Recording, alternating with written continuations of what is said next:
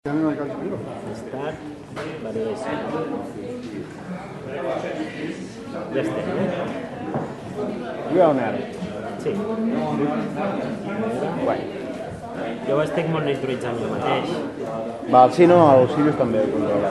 L'únic que el xat... Sí, però aquest xat és... Al principi és una... streaming.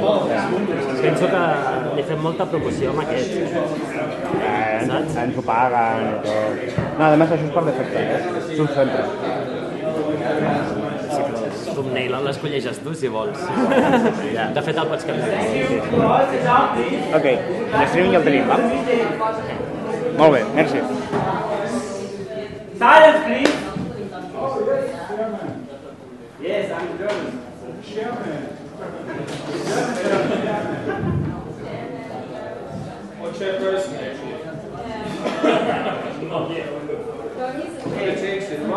Wasn't the quorum. But Kasich was against it. The motion for quorum. Would all the delegates please hold up one voting card? Hold the voting card. I can be replaced for now.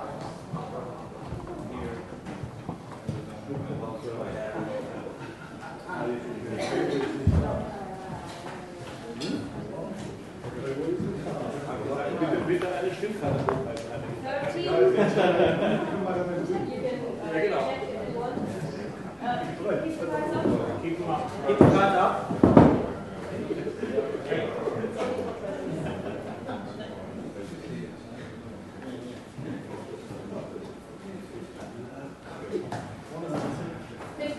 Okay. Well, the remote delegate actually is 16. Okay. Before we continue, there's one slight modification I would like to propose. We are going to finish the general provisions. We're going to continue with the membership aspect, and then I would like to move forward the finances part, because we have to prepare the other ones. So after the membership, we will do the finances, then we have another break, and then we will continue with the rest of the agenda. If you agree to that, we have a vote. Or do you want to stick with the current one, which is not so easy because we have to prepare more for that? So if you agree with moving the finances forward, you can raise the green card, otherwise the red one.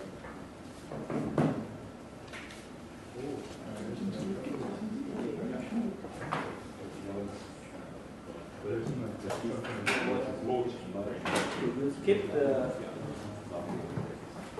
Okay. And we will continue. Julia is going to...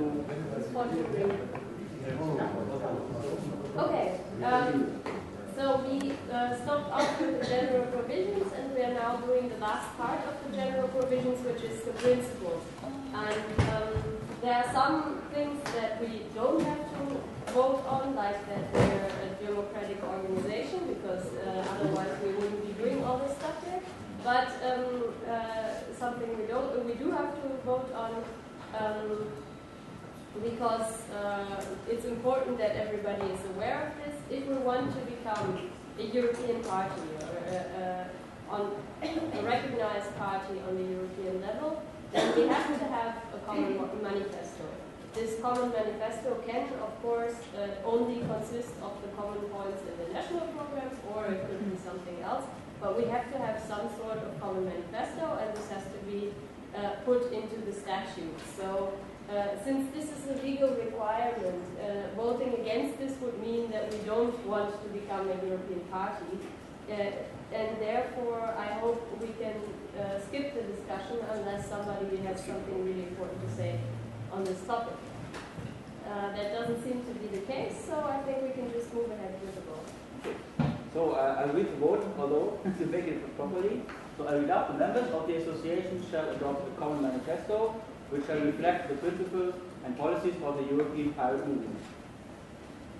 You can vote.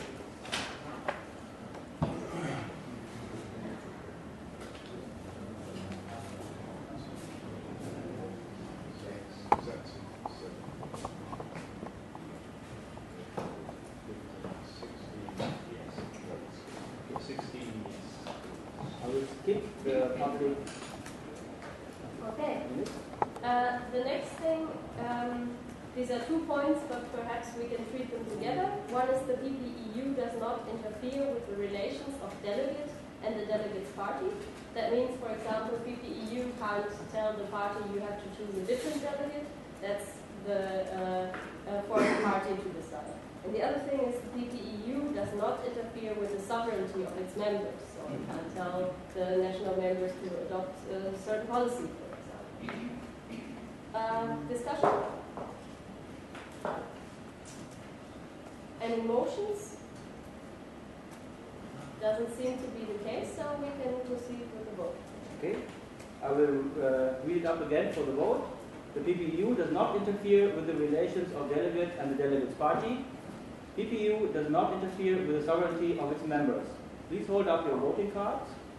I'm sorry, but this looks like two different topics. Yes. Yeah. Yes. Because we had problems of communication with other parties, and it had been demonstrated that the delegate who should be keeping flow of the emails was dropping what he was not interested. So in this case, I think our duty is to contact the bureau, the other party, in order to make them realize that there's some kind of communication problem, and that has nothing to do with the sovereignty of the parties. Okay. So we will treat the 2 parts differently, and I take it you want to offer a motion for the first part. No, it's not a motion. It's a split it, so we Okay, can to vote split differently. it, but you don't want to put in a motion. I can vote against it. So Yes, sure, of course. So if You can take it as a motion. You can take it as a motion to vote separately. yes, and if but I don't think you have to. Yeah. put in a That is motion. what we have to do. Okay. So everyone who wants to vote separately, please hold up your cards. Sorry, this is one.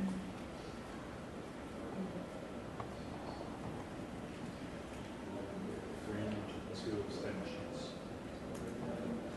11 yes, two abstentions and 1 negative. 11 Okay, so this is passed. We will 11 vote. 1 and 2 abstentions. We will vote separately and start with the first one. We have to ask if somebody wants to vote for it, because it wasn't unanimous. Thank you. Okay. Well, does anyone want to have this vote recorded? 3. Okay. Anyone?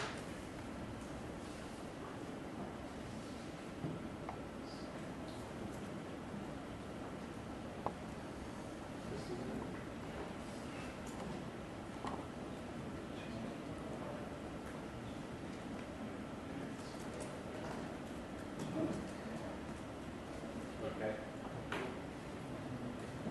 Now we can vote separately. The first one first. The PPEU does not interfere with the relations of delegate and the delegate's party.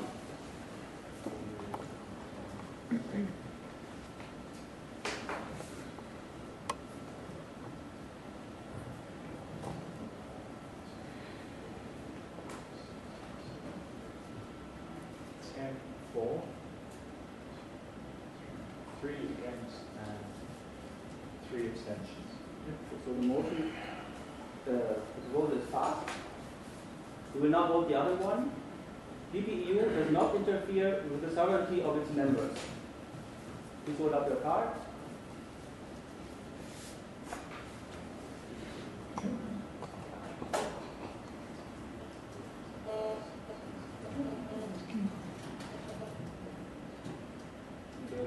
Four, 1 against and 1 abstention. Does anyone want this recorded? And the one And is the one before? Before? I forgot this. The one probably. You want only one recorded? No, both. Yes. Okay. Who wants both these ones recorded? Maybe start with the first. Start with your vote on PPEU does not interfere with the relations of delegate and the delegate's party. Who wants their vote recorded on this one? Raise your hand. Thanks.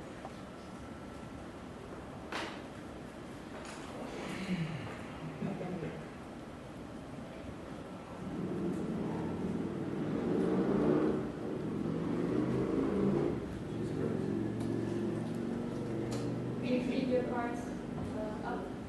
We're not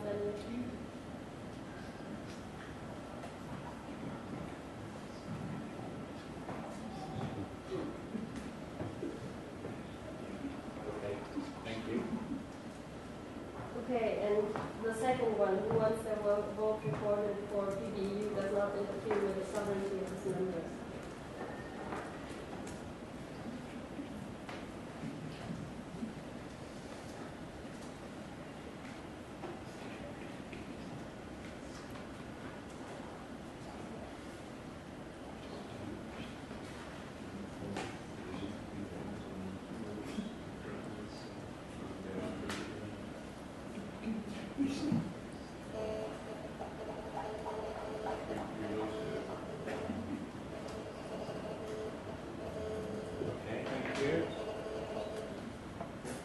Okay, then we're done with the general provisions and we move on to the topic of membership.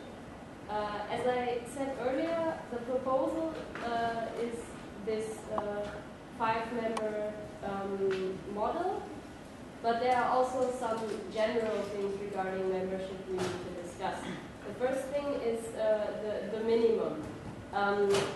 Right now in the proposal there are 2 criteria. One is an absolute number, that's a minimum of 10 members. And these 10 members can be outside the European Union as well, so associate members count. And I suppose observer members and special members and so on. But they have to be from a quarter of the EU countries. So the quarter of the EU countries, there's a legal reason for that, because in order to become recognized as a European party, you have to have members from a quarter of the European countries, and this can include individuals. So it could be either a party from one of the member states, or it could also be an individual from a member state. And that's why one of the types of membership we propose is to also give the possibility for individuals to join, but only if there is no member from that country already in the EU. Then there's the question of who can become a member. So basically the proposal is that the members are non-natural persons, with the exception of the special members, of the supporting members. But they can appoint a natural person that goes to the meetings and is their delegate, of course. The 5 categories. The first one is ordinary members. These are established parties in an EU country. Associate members don't have to be established as a political party if they are not allowed to become a party in their country, and they can also be from outside the European Union. But we will get into the exact criteria in a minute. The ordinary and associate members have the same rights, with the only exception that the ordinary members vote on EU-specific issues. Then there are observer members, regional parties basically, that can participate in all the discussions and table motions to the council but cannot vote. The supporting members can participate in the discussion but cannot table amendments by themselves, so they have to find an ordinary or associate or observer member that they will support them. And the special members are just like ordinary members when it comes to their rights and obligations. So that's the Young Pirates of Europe and the Pirates in the European Parliament, the pirate group, there is one. We will have to talk about fee. The proposal is that there is a fixed amount that every member has to pay, and then on top of that there is a variable pillar that could be dependent on the number of members, or it could be dependent on the voting results or whatever. That's something we will have to discuss. So it's a big topic, and I hope we can get far with it today. So the first thing I would like to open to discussion is the minimum number of members. As I said, the proposal is a minimum of 10 members from a quarter of the EU countries. Anybody want to comment on that? have a question. Yes? What does it mean? 10 members from 1/4 of the European Union countries. It means that Spain will have 2 members, as Spain and as Catalonia. When the country, the European country, Spain, will have 2 members. Yes. So that means if, let's say we have both Spain and Catalonia as members, that means that they count as 2 for the absolute number. So when we check if there are 10 members, then they count as 2. But when we are checking if 1/4 of the EU countries are present, then they only count as 1, because they are from the same EU country. Okay, because I have nothing against Catalonia, because they're very nice for me. But I am very afraid for our fake party that is from the major labels. I don't know if you know for the papers. There are some measures that beat the party in Italy. And fortunately, they was forbidden to go on, but they still going on. Yes. And I'm very afraid because with this statute that I read the draft, they are able to sign here and participate to the PPEU, and this is very strange. It's very frightening.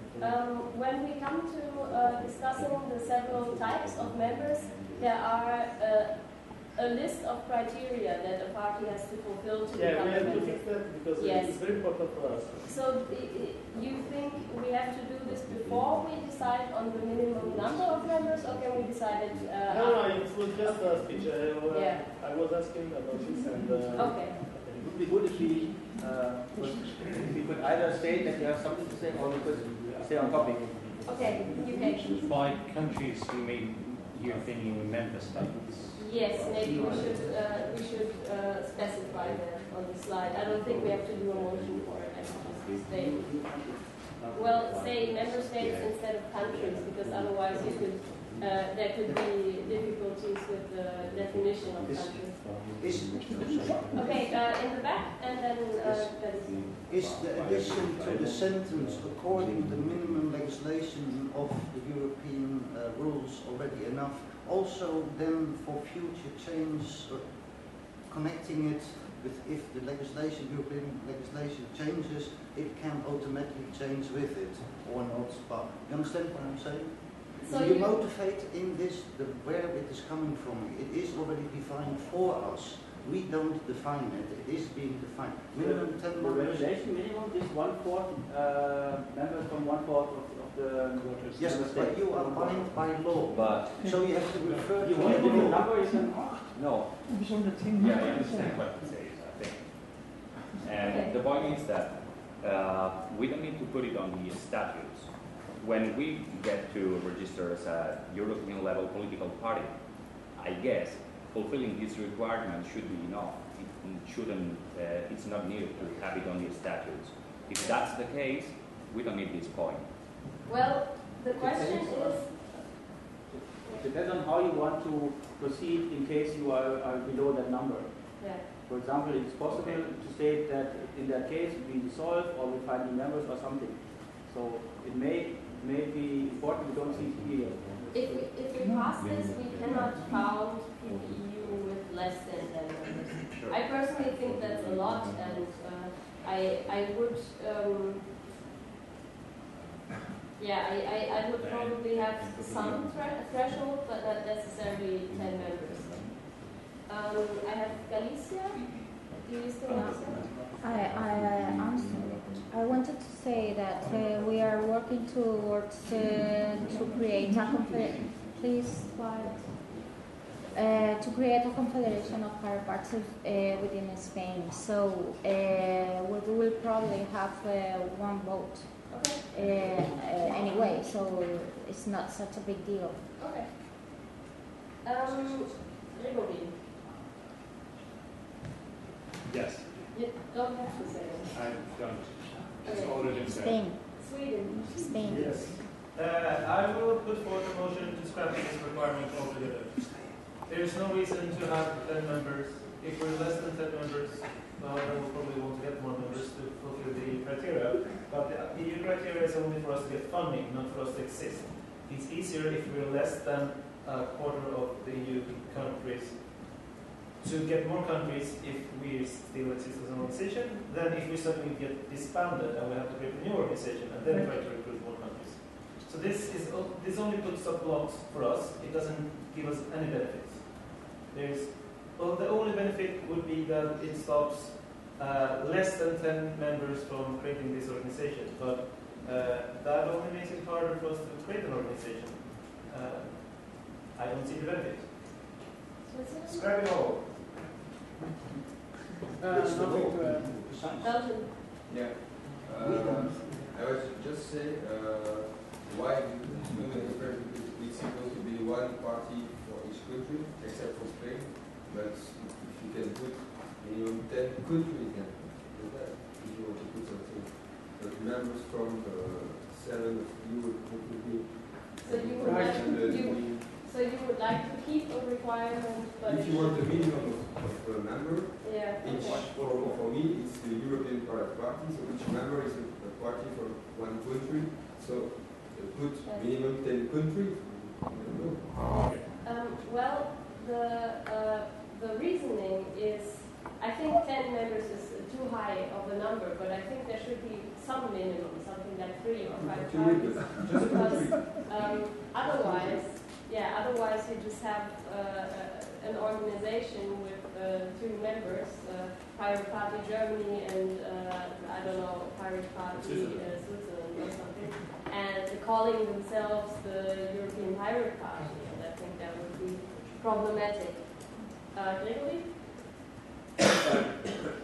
Yeah, well, I would say that if we scrap this, we don't need to replace it like with some other number. There might be a minimum number of members regarding to the Belgian law of association, like demanding like at least 3 or whatever members. But I would say this is regulated already for us, so it doesn't. So the question is, would we need a minimum which is higher than the legally required minimum numbers? And the only point I could see, actually, and this is thinking, that we want to avoid a situation where it would be 2 concurrent pirate parties of Europe. Because if we have some drive to get more members on the party, there would be less less left to form another one. Yeah. Okay. Jeremy? There's one more statement that may influence this. There was a statement that the majority of, I think 2/3 can throw out 1 member or something like this. At least there is a way to pick out a party. So it could happen that, for example, if there's 10 members and 6 don't, they could one after the other throw out all the other 4. Which can be wanted or can be unwanted, I don't know. I'm just saying that it may happen unless we don't have a minimum threshold. It can be good, can be a good thing, of course. Okay, Sweden and then the remote participant.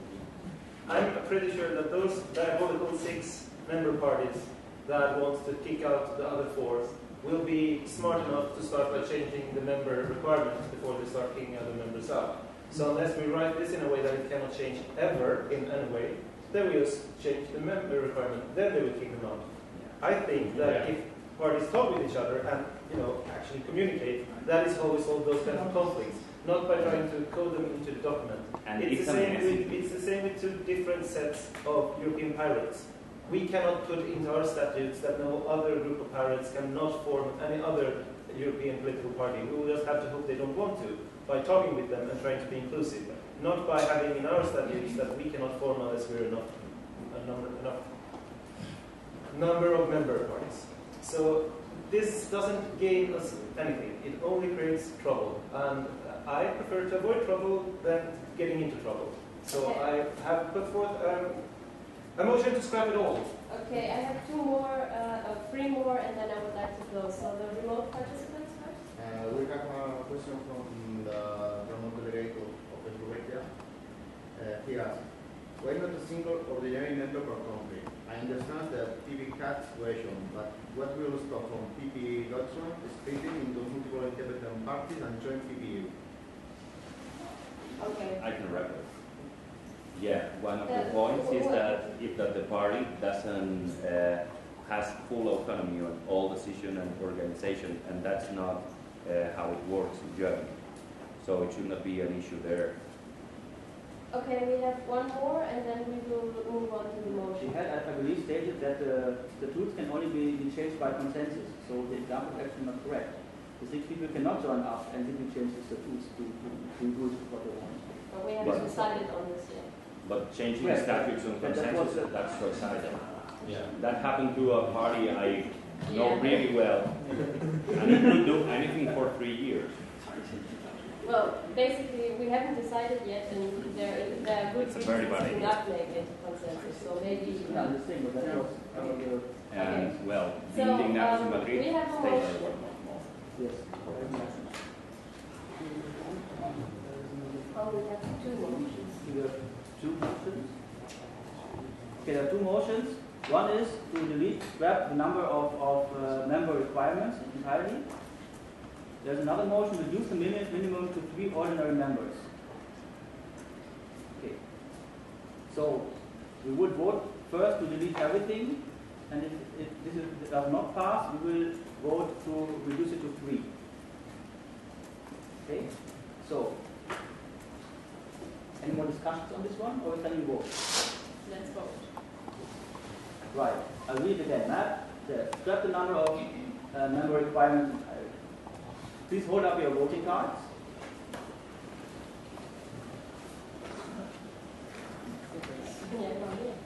Yeah.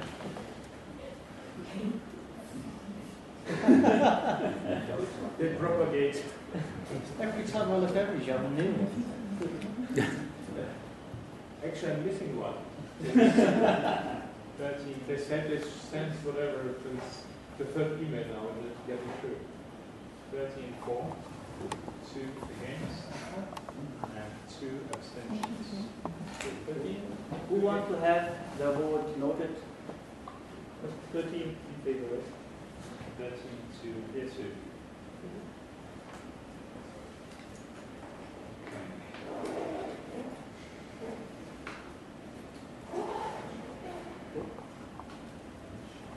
So it's passed. We will not vote on the other one. Okay.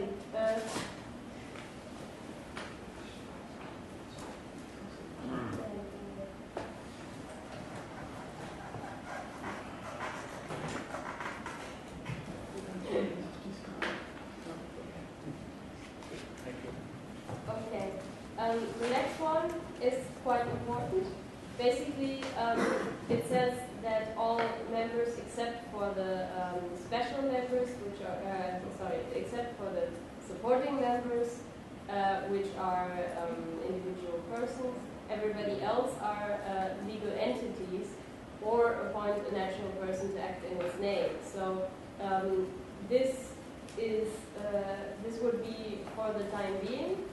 If at some point, and we come to the Chamber of Pirates later, if at some point the EU elections change in a way that there will be pan-European elections, then we would have to probably modify this in a way to allow a chamber of individual members, or perhaps we would add a 6th type of membership in this case.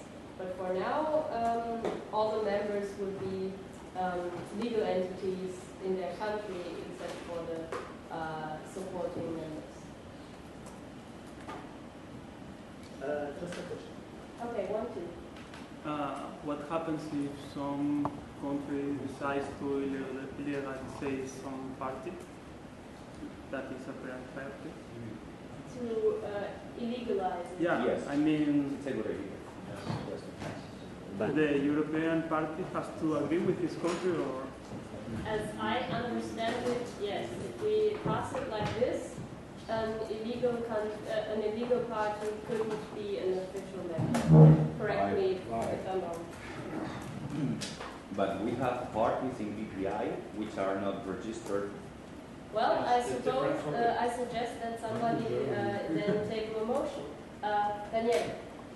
When I was reading the statute, I asked him, really in Italy we asked many, if the supporting members are the lobbyists. Lobbyists? Lobbyists. The support, no, the purpose of the supporting Because members? it seems to be that. If you read, you can understand this. So we can change something to avoid this misunderstanding.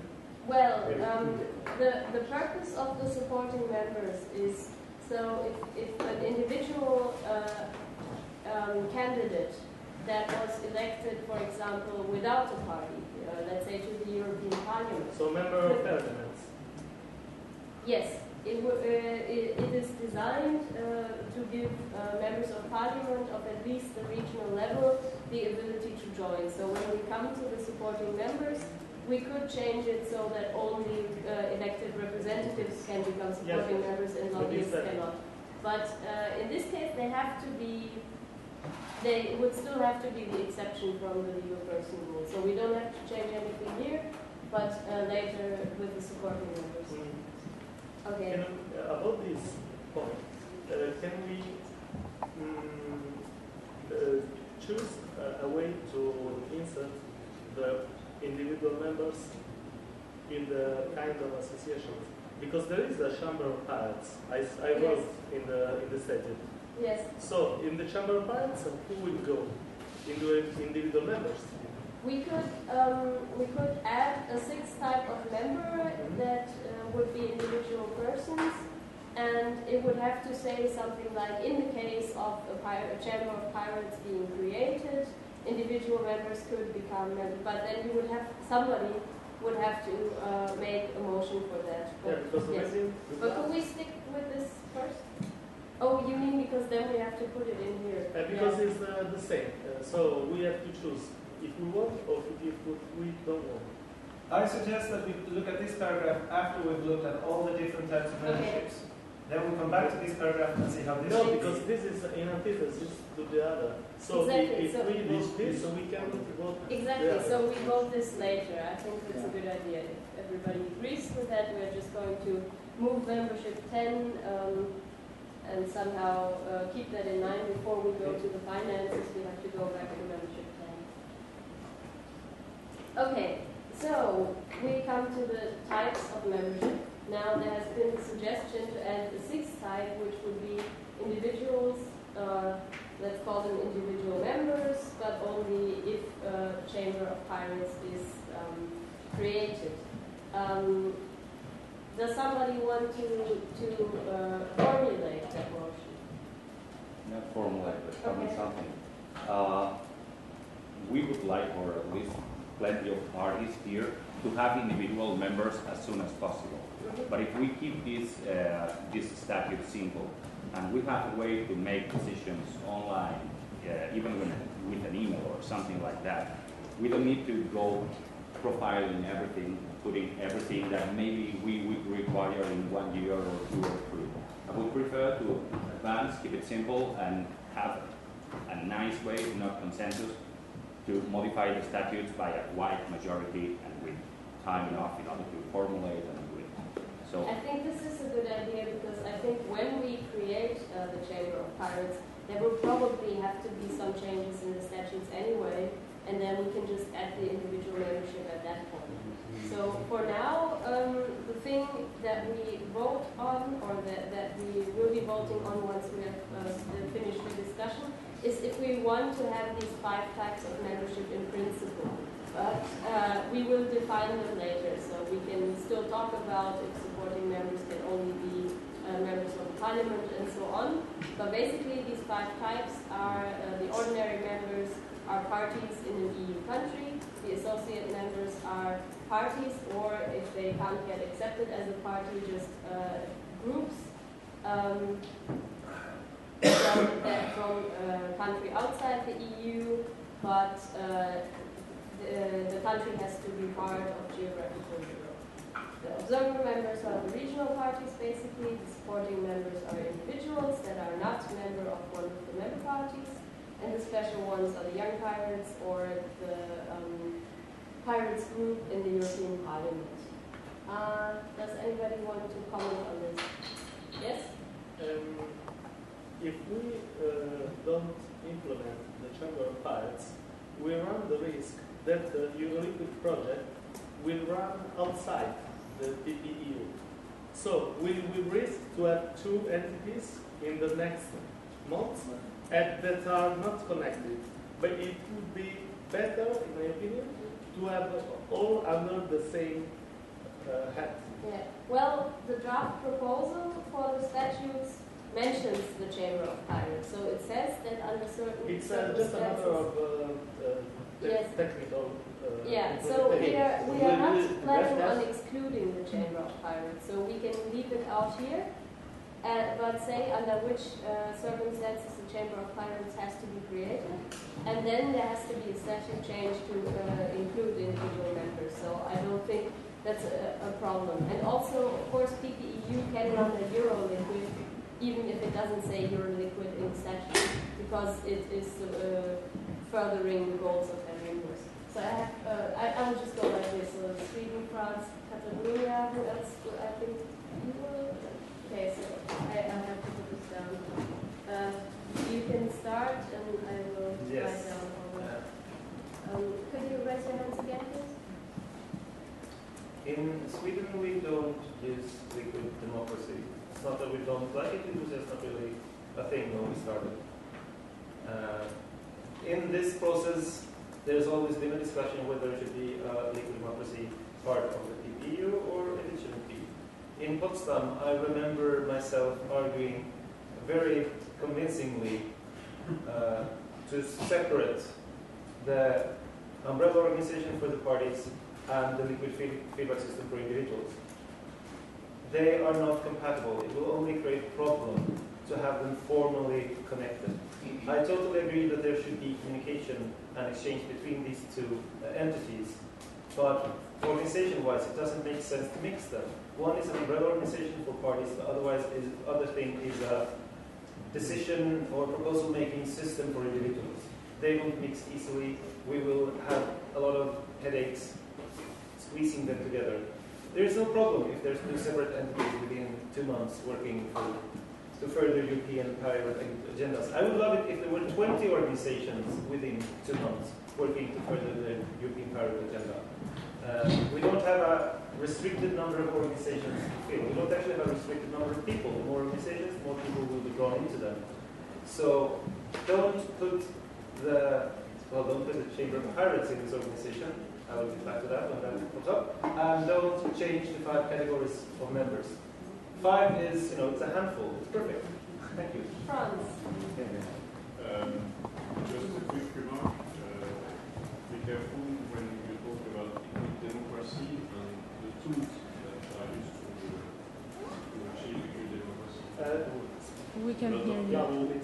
A lot of people can support liquid democracy theory, but not agree on the tools, liquid feedback or others that are used. Just a quick remark.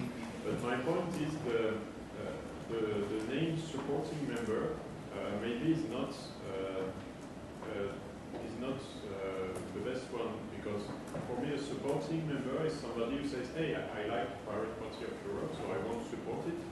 But what it is a member, somebody who wants to be a member but cannot be a member of the national party in his country because there is none.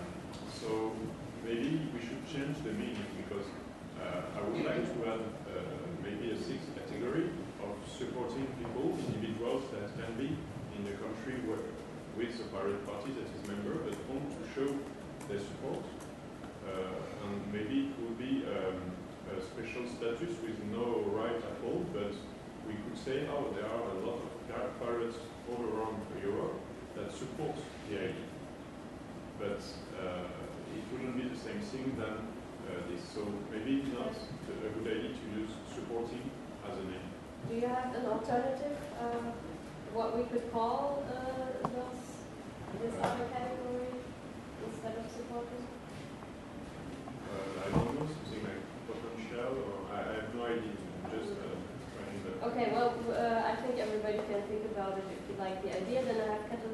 Germany, Sweden, Switzerland? Okay. There are some parties that work with liquid or direct democracy. Iceland is not here today. Tomorrow we will have Birgitta. They don't even have a bureau. So they are the most democratic pirate party ever. And, well, we the Catalans have a bureau because the law makes it mandatory. But there's parties from this side to other parties which are more hierarchical and institutionalized. So we would also like to push forward any kind of direct or liquid democracy experiment at the European level. And maybe to be able to reach some consensus these days, this weekend, we should be able to split the vote of the members. So if a member party wants to make the internal decision and they take a decision, let's say 70% yes, 30% no, they can split their vote proportionally. So the ending result should be direct democracy for the ones with direct or liquid democracy and bureau decision by the other ones. Yes. If everyone's okay. That should fix the problem in the meantime. Of course, the goal is to have. Yes, I can add also that even in I'm Italy sorry, we have. if you want to No, be it's on just the a sort- speaking list, I will put you on there. It's Germany. We're going to discuss the two ways also. Other Martin was Okay, Sweden, Switzerland, Italy. Oh, well, I was seeing the supporting members as the elected people that we want to get together to 7 countries. I will propose that we don't accept any other supporting members.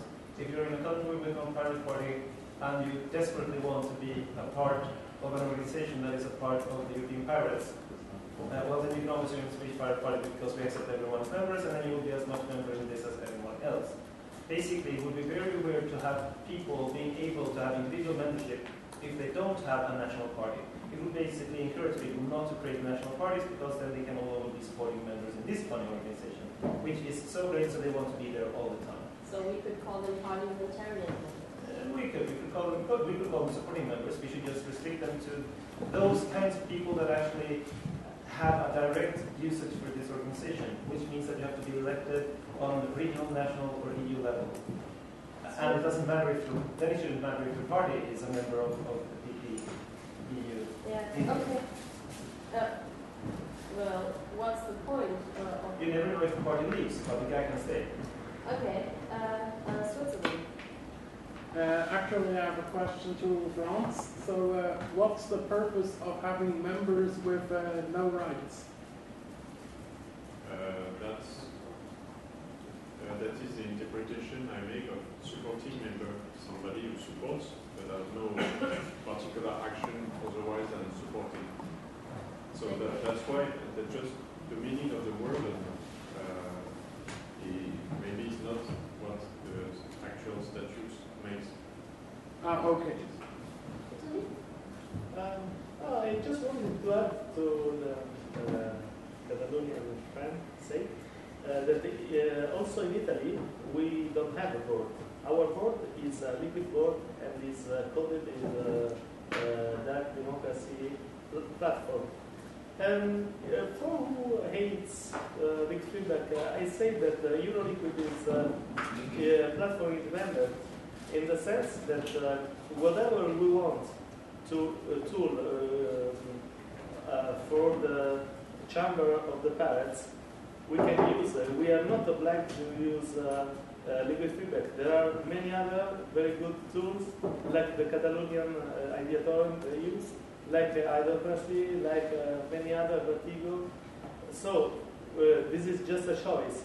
The only thing we have to say that is that if we want to let to all the pirates of Europe to collaborate together, we have to use a tool. We can oblige them to meet in Brussels in the small office of Amelia to talk each other. So we have to give them a tool where they can stay in a permanent assembly and democratically discuss each other without spending money, as we did today, to move and exchange ideas each other. So I think this is a service, this is an effort, and this is the difference from the other parties. Of course, maybe all we know that the best success of the pair parties has been reached in Germany just because they used the participating democracy tool. So this is a plus, this is our feature, this is our maybe option more than the other traditional parties. We have this feature. Why don't use? Okay, I have Czech, France, UK, Sweden, and then you. I withdraw. Okay, then I have France. My remark about liquid democracy is that first there are people who believe the vote, for example, shall remain secret, and if you keep secret votes but use an electronic platform, it's really difficult to achieve perfect reliability of the vote. So some people who believe in liquid democracy think we should not use an electronic platform, but try maybe to organize votes. Like you vote, you don't vote for your president or anything, or national parliament, you don't go to the main city and call vote in the main poll. You vote at your mayor office or anything. So we should go into that direction, but not everybody agrees that we should do it with an electronic platform. And what we should sacrifice, for example, secrecy of the vote, make all the votes public so that there is no problem, but it's a price we have to decide to pay, and not everybody has already made that choice. And you talk about the party of Germany, but they don't use the platform to vote, they use it to prepare the votes that are made at the General Assembly. So that is why liquid democracy shall not be mixed up with using a tool or anything. But I think everybody agrees on the theory of democracy. Liquid democracy is really interesting. Okay, the UK, please. I think we definitely have to make sure that we don't box ourselves into using a particular tool or one or two tools in the statutes, because we don't know what's going to be down the line in 2 years' time after the next European elections. So I don't think we should be putting in there that, yeah, we will have this chamber where we use online direct democracy, liquid feedback, whatever tool is used. I think having more than 5 organs or 5 categories of members provides a good number that everyone can kind of get their heads around, know where all of the members are going to be part of. And if we make it any more complicated, then it's just going to cause problems down the line. If we're going to add in another category of member, I think we should take one out from what we already have. Keep it at 5 at the most. Okay, Sweden? I love to discuss liquid democracy at these meetings. I think it's a very rewarding use of my time. But I would say that maybe we should not do it right now. We could do it when we discuss the Chamber of Pirates. And now we can look at these 5 categories and agree that they look nice because they're exactly the same number as the number of fingers of my hand, which is a very good ground to make a decision on.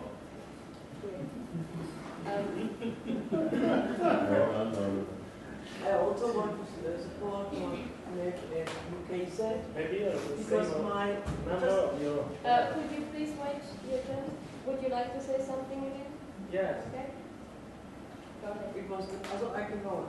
Just very short, my working group EU asked me please not to use this conference time on lengthy liquidity discussions and to do it, I don't know, some other time. Just go forward and please stop if it starts because it will never end. So that's all I have to say. Okay, in the back, Daniel? In my experience, showed me that it makes sense to divide the discussion system from the decision system. And maybe makes sense also when we have different kind of categories of membership, because in the decision system it's a question of power. Who is allowed to vote? So this has to be very clear in the beginning when we want to decide something on the one side. On the other side, we want all the input of all the members, we can define, and they have a discussion. That's very important. There's no misuse of power, so that anybody can join the discussion, and we want to have this input. So this kind of system can when we look in that way, with this distinction, there's a balance, a control from one system to the other. Yeah, also our proposal for the preamble actually says that the PPEU should take the opinions of individual pirates into account, so it would be perfectly possible to have some sort of legal democracy tool, but it has nothing to do with the statutes. Okay. Yeah, I just want to explain. Apart from the name of the tool that, as we say, we can decide later. What? Yeah, I think most you can also discuss it later. We have a completely different topic. Discuss in another meeting, maybe.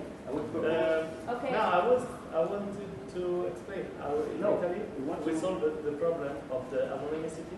No. We're going to discuss it when there's time. We have time for all these things. We want to do this. It has nothing to do with the private chamber or anything new with these things. Yeah, this is about the delegation system and the council. So we have five categories of members, and we have motions. Okay. At least we have one motion here, which is a motion change supporting to parliamentarian. We have it, give it a proper name. If I may, my plan is to, when we think about or who can become supporting, or in this case a parliamentarian member, is to take up MOP's proposal and to say only elected representatives of regional, national, or European level can become parliamentarian members, and I would put no qualifier in of whether they are a member of the Pirate Party or not. I think either case should be accepted, because if it's somebody who is not in line with the Pirates, we can always decide not to let them in. But I agree, when I hear supporting member, I think it's somebody who pays a fee and doesn't do anything else. But I think the way I see it, the parliamentarians should at least have the right to speak at the council meetings and stuff like that. And then they shouldn't be called supporting, because it sounds like they don't have any rights. Yeah. Should we do them one by one? Or? Yeah, okay, so go ahead. I would suggest replacing supporting with extraordinary. Who don't want to be an extraordinary member? Extraordinary and special? Yes. Really? And there are different things? Yes. I think that's really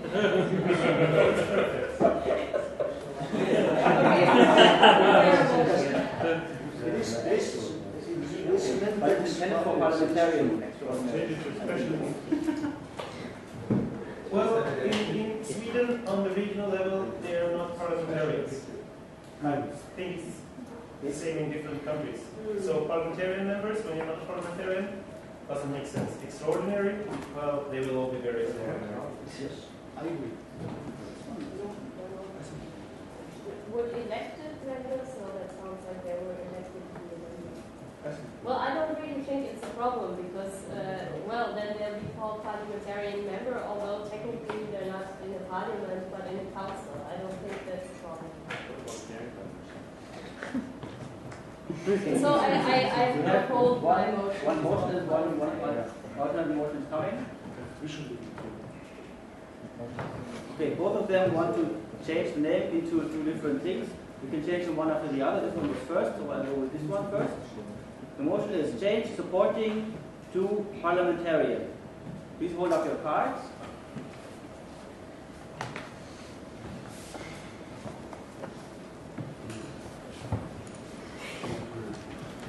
Can you repeat, please? Okay. Change supporting to parliamentarian. Yes, yes.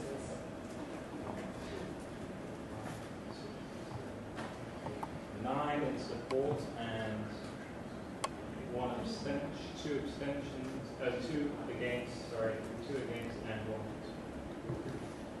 6 abstentions.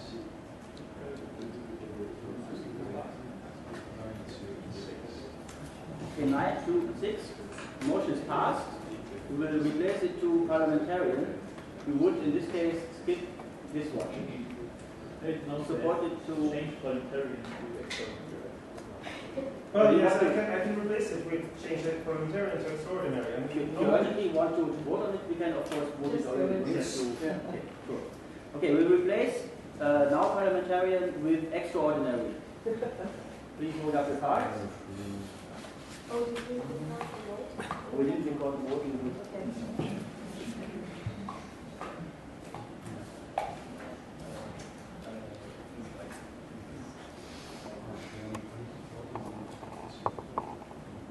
2 in support of the motion,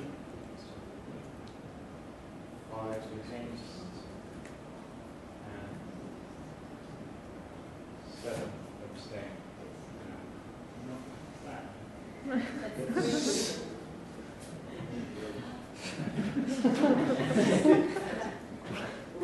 That's not democracy. Okay, hold them up again, please. Sorry, we had a late something. Okay, 2 in support, 7 against, and 7 abstentions. Okay, we have to vote on who wants their vote noted publicly. We've omitted it in the last vote for changing supporting to parliamentarians. We will first do this one. Who wants their vote noted publicly for supporting to parliamentarian?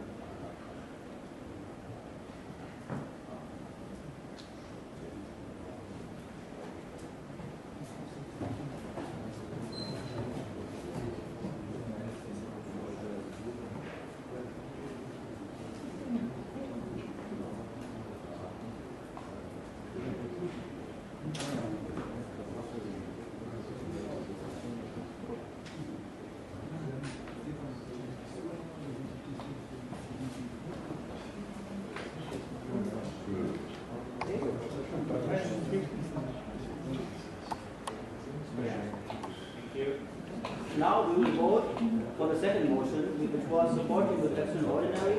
Who wants that vote noted publicly?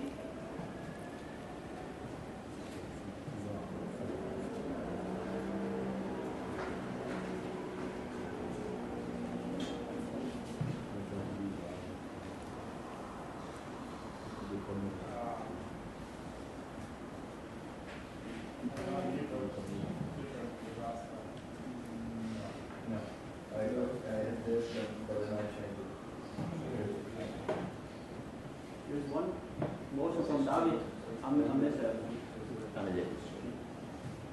Is it for this one? It's for the previous one, that one that we discussed later. Yes, exactly. Okay. Okay, next motion, or is there no motion?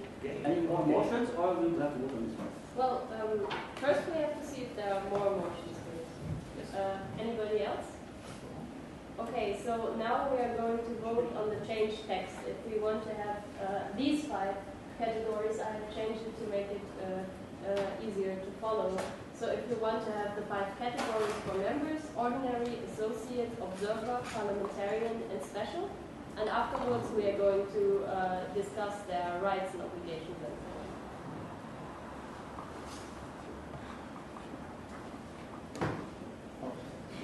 on. I need sugar. Okay, I will read it again. There are 5 categories for members: ordinary, associate, observer, parliamentarian, and special. We're already voting. So please hold up your card. Just special really is observer member. No. Because I didn't understand the difference Okay. between the observer and the I special. I can explain it again. And the observer is the associate, so? Okay, there are 5 different types. The first one, ordinary, are only established parties, so they have to be registered parties in a country of the European Union. And they have full rights. Associate members are parties from countries that can be outside of the EU, and they don't have to be registered if they tried and failed for some reason. And they have the same rights as the ordinary members, except when it's voting on EU matters. The observer members are all parties that are part of a larger party that is already a member. So, for example, a regional party. The parliamentarian members are individuals who are in parliament, and the special members are the Young Pirates of Europe and the Pirates Group in the European Parliament as an organization. They have the same rights and obligations as the ordinary members, and the only difference is, though, that they are automatically a member if they exist, I think. So, yeah, special members are the Pirate Group in the European Parliament and the European Pirate Youth Organization if they exist. So if they are recognized as the official youth organization, then they are automatically a member. The Pirate Group in the European Parliament and the European Pirate Youth Organization will automatically be treated like an ordinary member concerning their rights and like an observer member concerning their obligations. We will come to this later, but the exact differences in the obligations, I think I propose the following. Yeah. We will I finish my sentence and then I propose we vote now if, because you are not aware of the details, you find out later that you would not have voted for these 5 members, we can bring it up again. The topic. Let's do Now a they have discussion comments. of this. Yes.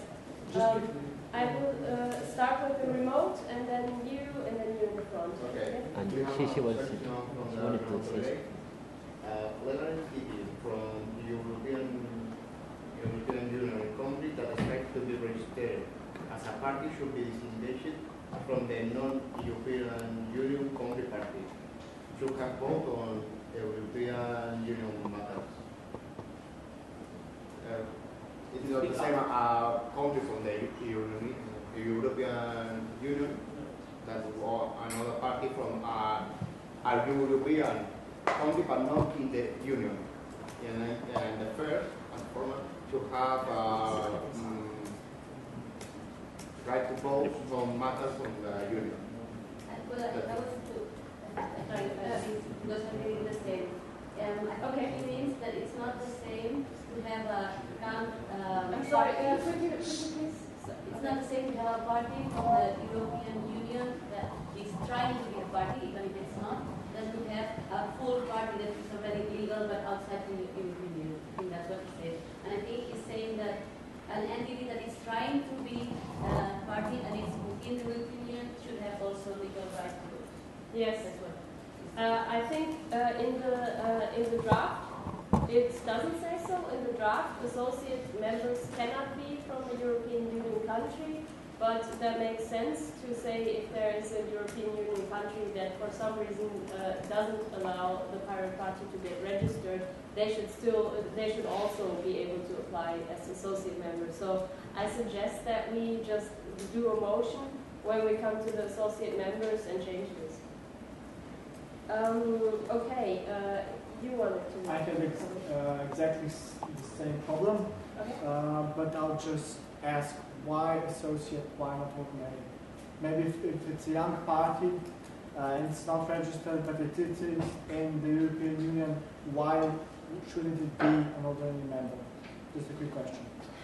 the ordinary members are from EU countries, and the associate are from EU candidates or EFTA countries. No, I think the question EU is... country, EU country with a party that is not yet officially registered. Is this associate or ordinary member, well, or neither? In this proposal, if we do the motion, it would be an associate member. But of course, one could argue that it should be an ordinary member, so we would have to remove the established party thing from the requirements, if that's what we want. But I think first of all, we just have to decide on whether we want these 5 categories in principle, and then we can discuss special cases and which category they should fall in. You wanted to add something? Or is it done? Okay. You did? Yeah, I did. It's just a question. Why if you use it's still this ordinary? Could you just say full members instead of ordinary? Just cannot remember. This really doesn't sound so. I don't know. Charming. I think it doesn't really matter, but usually it's the legal term that is used. Like in German, we would say ordentliches Mitglied and not Vollmitglied. But yeah, okay. It's just a question. I didn't write it, so I'm not sure, but I think it's just the legal standard, and so maybe we should stick with it. Okay. Are there any more motions for this point? That doesn't seem to be. Yes? Sorry. Maybe I didn't understand it, but right now there's no opportunity for me, for me as an individual to support the European Pirate Party with supporting membership or paying regular donations, whatever, and saying I'm some kind of supporting member. You couldn't be a member, but you could make donations. Yeah, but like not as a supporting membership, that's true. Because, well, basically I with the UK on this, that having more than 5 categories is probably really complicated. So well, that's actually what I would suggest, that the motion is then simply change supporting to parliamentarian to include a 6th category supporting members for individuals that want to support. Okay. Go ahead. Like any other political party in Europe. Okay, I've got Sweden, France.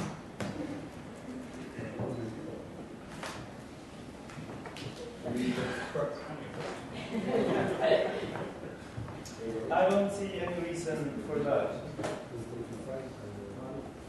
Is this it? Well, could you please stop? I don't see any reason for that. Basically, what you're saying is that we're selling memberships to people that want to pay. Yeah. I don't think so. Why not just let them pay? Why not let them donate? Why give them membership? Basically, why should they buy themselves privileges? If you want to support the cause, donate. Perfectly fine. Why grant them a specific kind of membership that will just make our list longer? There's no reason. France and Belgium. Maybe we could, it's not on the subject, but we could add a separate status of donator, something like that. It says in the finance part, it says something like the association can accept donations. So it would be covered in the financing part. Did you? In each part? No, he's first. I just wanted to know if you're raising him. So Gregory and then Juan. Yes. So basically, there are many reasons why we should do this. And some people, of course, you can collect donations. Some people can donate without being a member or being supporting member, whatever. But for some people, it is also attached to emotional feeling of belonging and a warm, fuzzy feeling that they belong to the big and bright European pirate movement idea by their officially supporting members, and they can whatever be bragged with this. And bragging rights, basically, and actually there are no, you said privileges. There are not really privileges besides of the bragging rights, because there would be, as with other European political parties, where you can be a member and do regular donations for that. There is no really any rights attached to that, besides of like getting a regular newsletter or something, which is not really why the people pay for it. Okay, Paul? I think for each party it will be the donation of the member. Here we speak about the European Party with the association of all the pirate parties. There is already pirates of border which each people can be member as individual. You can also be member of your own party as individual. I don't know why to add some other category. If you want to donate individually, you can donate. You don't need to be a member of the association of the party. This is to do together two things that are different.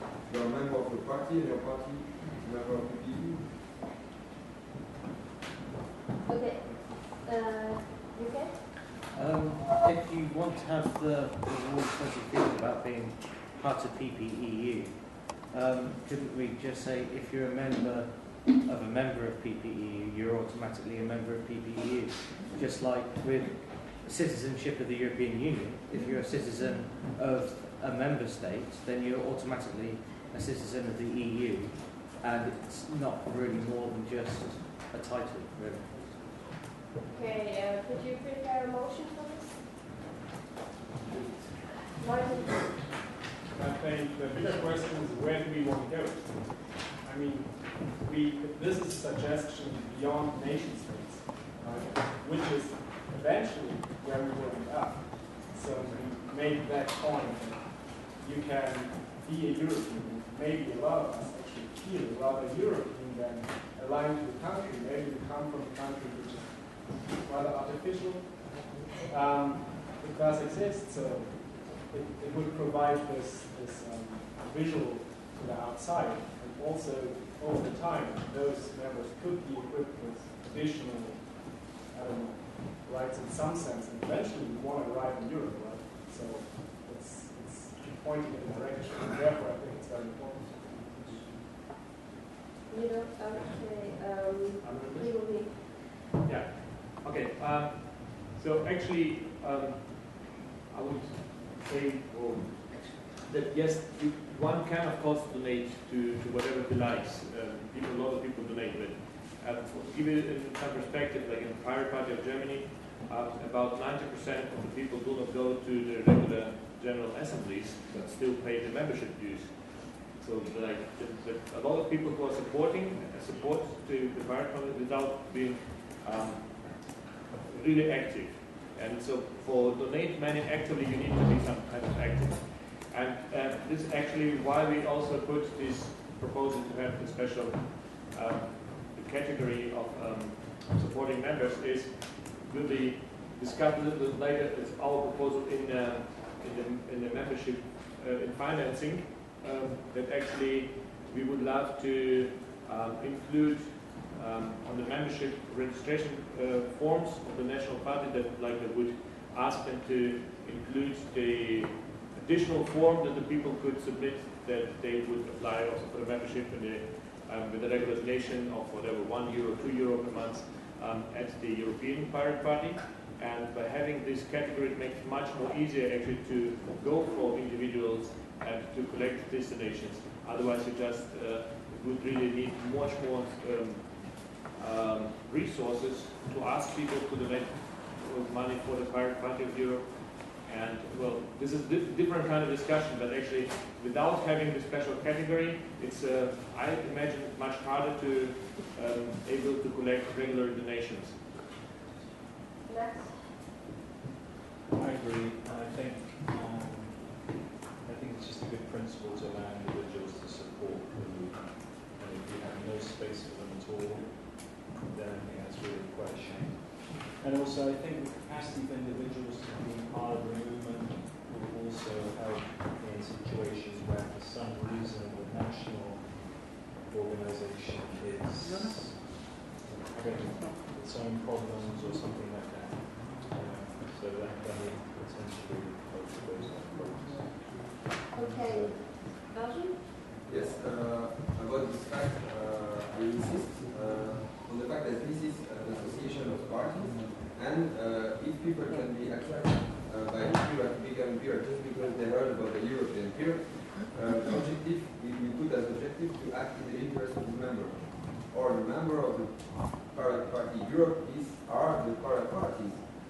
act in the interest of the party is not to have people who are members of the European Pirate and not members of their own private party. For example, I can have in Belgium 10 people member individually of the European Pirate and not member of Pirate Party of Belgium. What's the meaning of that? So you don't act in the interest of your member if you do that.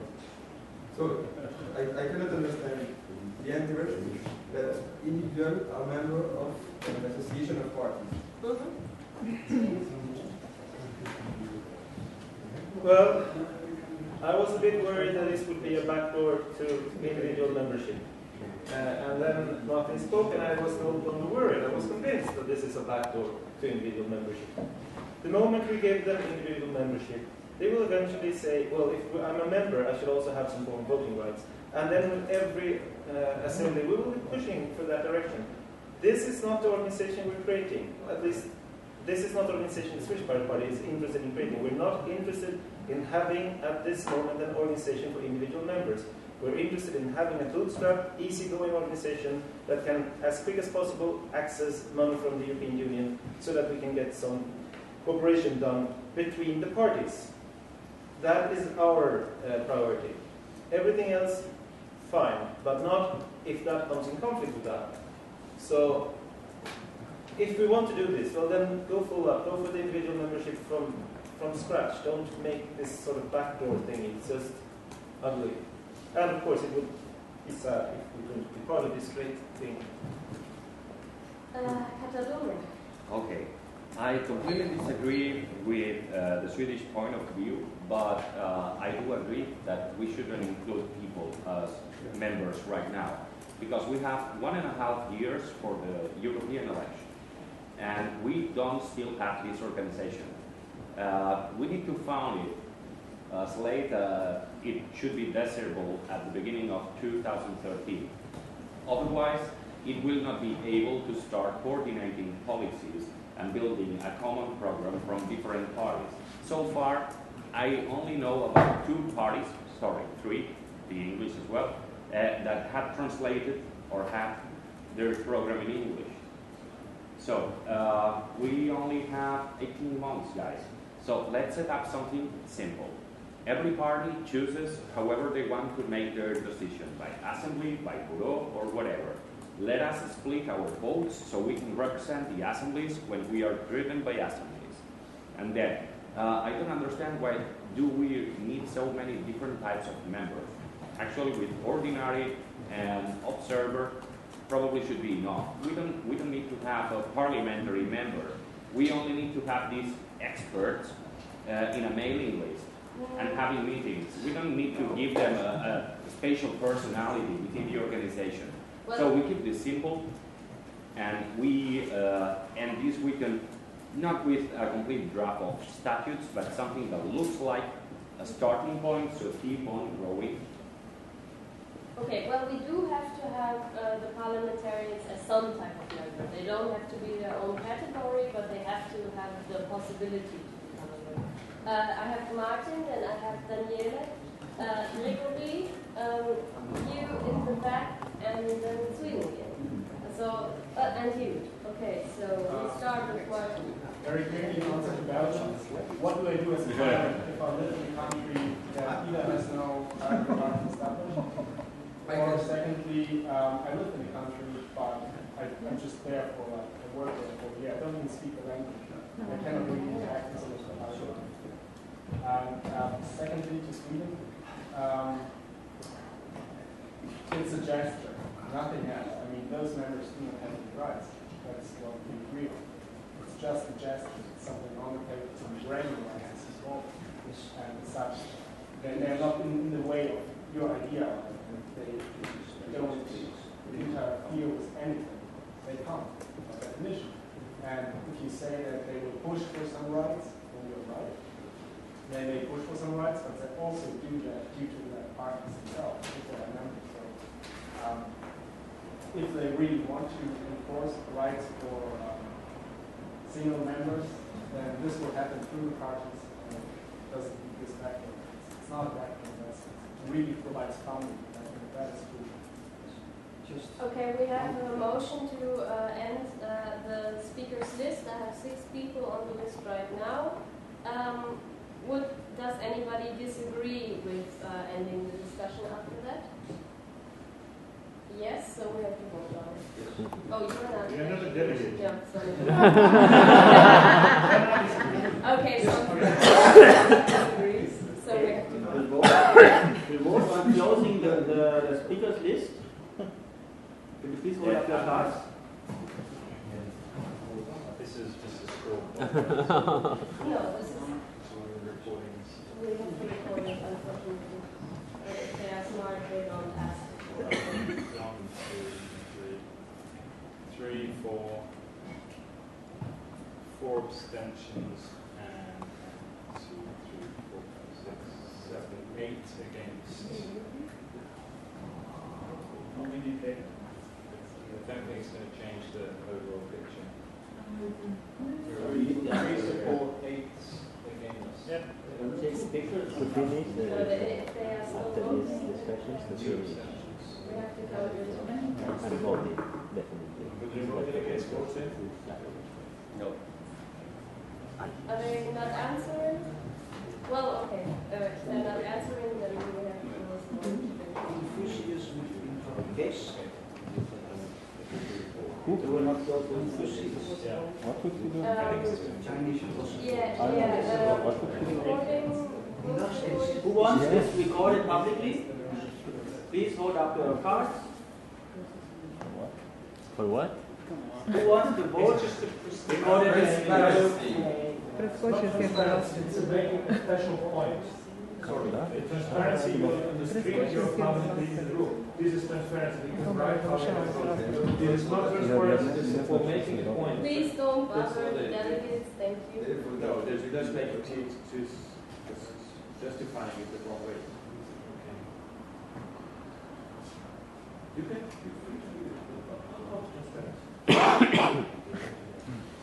Okay, the speakers list is not closed. We continue with Italy. Sometimes when we say to people that all the European parts can collaborate together and make the program together, is a nice thing. When I talk to any parent about this, they are all happy in this vision. Even if someone in this room is really scared about this vision. I don't know why. It's so nice if all parts from all countries can change each other ideas and make a common program together. And it's so democratic. More that the Chamber of Parents could be a good effort. Daniela, we were talking about the different types in the delegates chamber. So we have a point on that one. The Chamber of Parents? No, the delegates chamber. No, We're not We are talking about right now. the We're delegates talking chamber. about types of Do you have a membership. point on that? The delegates chamber of what? Yes. No, we're talking about membership right now. We were Yes, talking about the membership. chamber. The individual membership. Because Okay. they can contribute. They can pay a little fee to participate to the program. They can contribute. They are a kind of category of members. So why you keep on stopping me even if I'm talking about this topic? So the fact of the individual membership that is a vector of which system. This is not matrix. This is just an assembly of parts, and we are choosing to let people to participate. So what's this Orwell movie? Tell me. Okay, literally. Yes, I'm trying to keep everything that I want in my mind. Actually, so I would really like to ask the Pirate Pilot Sweden, which I understand that they say they're opposing to backdooring the turning this organization into something else. I can see this constraint, and right now my motion was actually only include the supporter category for supporter membership that are not tied yet to any rights, and it's just really for that they can call their supporter and donate money. So actually, what would the Pirate Party of Sweden need as a constraint for them that it could not be turned into something else that the Pirate Party of Sweden doesn't want to do. And also the same goes to the question of Pirate Milan, which also objected the inclusion of supporting members by saying that it would slow down the process. So how, in your imagination, would a category of people who would donate money slow down the process of common decision making and defining the common election procedure if you have more money on your hand? So I really don't get your point. Well, it's very easy. It took half an hour, and we will still have a queue of 6 or 7 people willing to talk about it. Well, but I'm afraid that you're talking about different stuff. No, I'm not finished yet. Sorry, please. I have my bird. I have my table. Wasn't it a question? No, yes, but it was a question. But please answer as you're on the road, or be but calm, not. be Sorry, nice, I'm not and finished don't yet. You're very right. Okay, I have you on this letter. Official protest. Sorry, this is not the way we should talk to each other. Right. Okay, just continue, and we'll have him answer later. So right now we are talking about the categories of membership and not attached to that the rights of the membership or the council or whatever assemblies, other bodies there are. So actually I would really like to have to focus on this, and please file your objection to our motion to have individuals with supporter name, especially tied to that, and don't project any angst that is not there yet. How would No. I think you are over interpreting things. No. I have a list, and I would like to also make a point on this, because if we have a category of supporting members that don't have any rights, that don't have the right of actually speaking at the council, then changing them into real individual members with full rights is just as hard as putting them in the statutes in the first place. Because I can see your argument that it would be a slippery slope if they could speak at the council, because then at every assembly they would try to improve their rights. But if they don't actually have any rights to begin with, then it is just as hard for the supporting members to become full members at a later point than if they weren't in the statutes at all. So if we do it the way it supposes, then it would really just be people who would be donating money on a regular basis and in exchange could call themselves supporting members. And they wouldn't have any rights. Okay, you want to comment? Again, it has been pointed out before, this is a discussion what slides down to the subcategories of what we're discussing. There was an initial consensus on these points. There was only a problem on the specific wording of the words.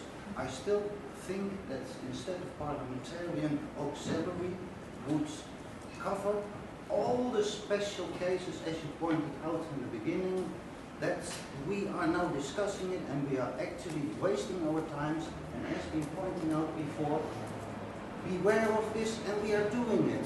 Please grow up. Stick to this. This is just as an observer that I say. Thank you.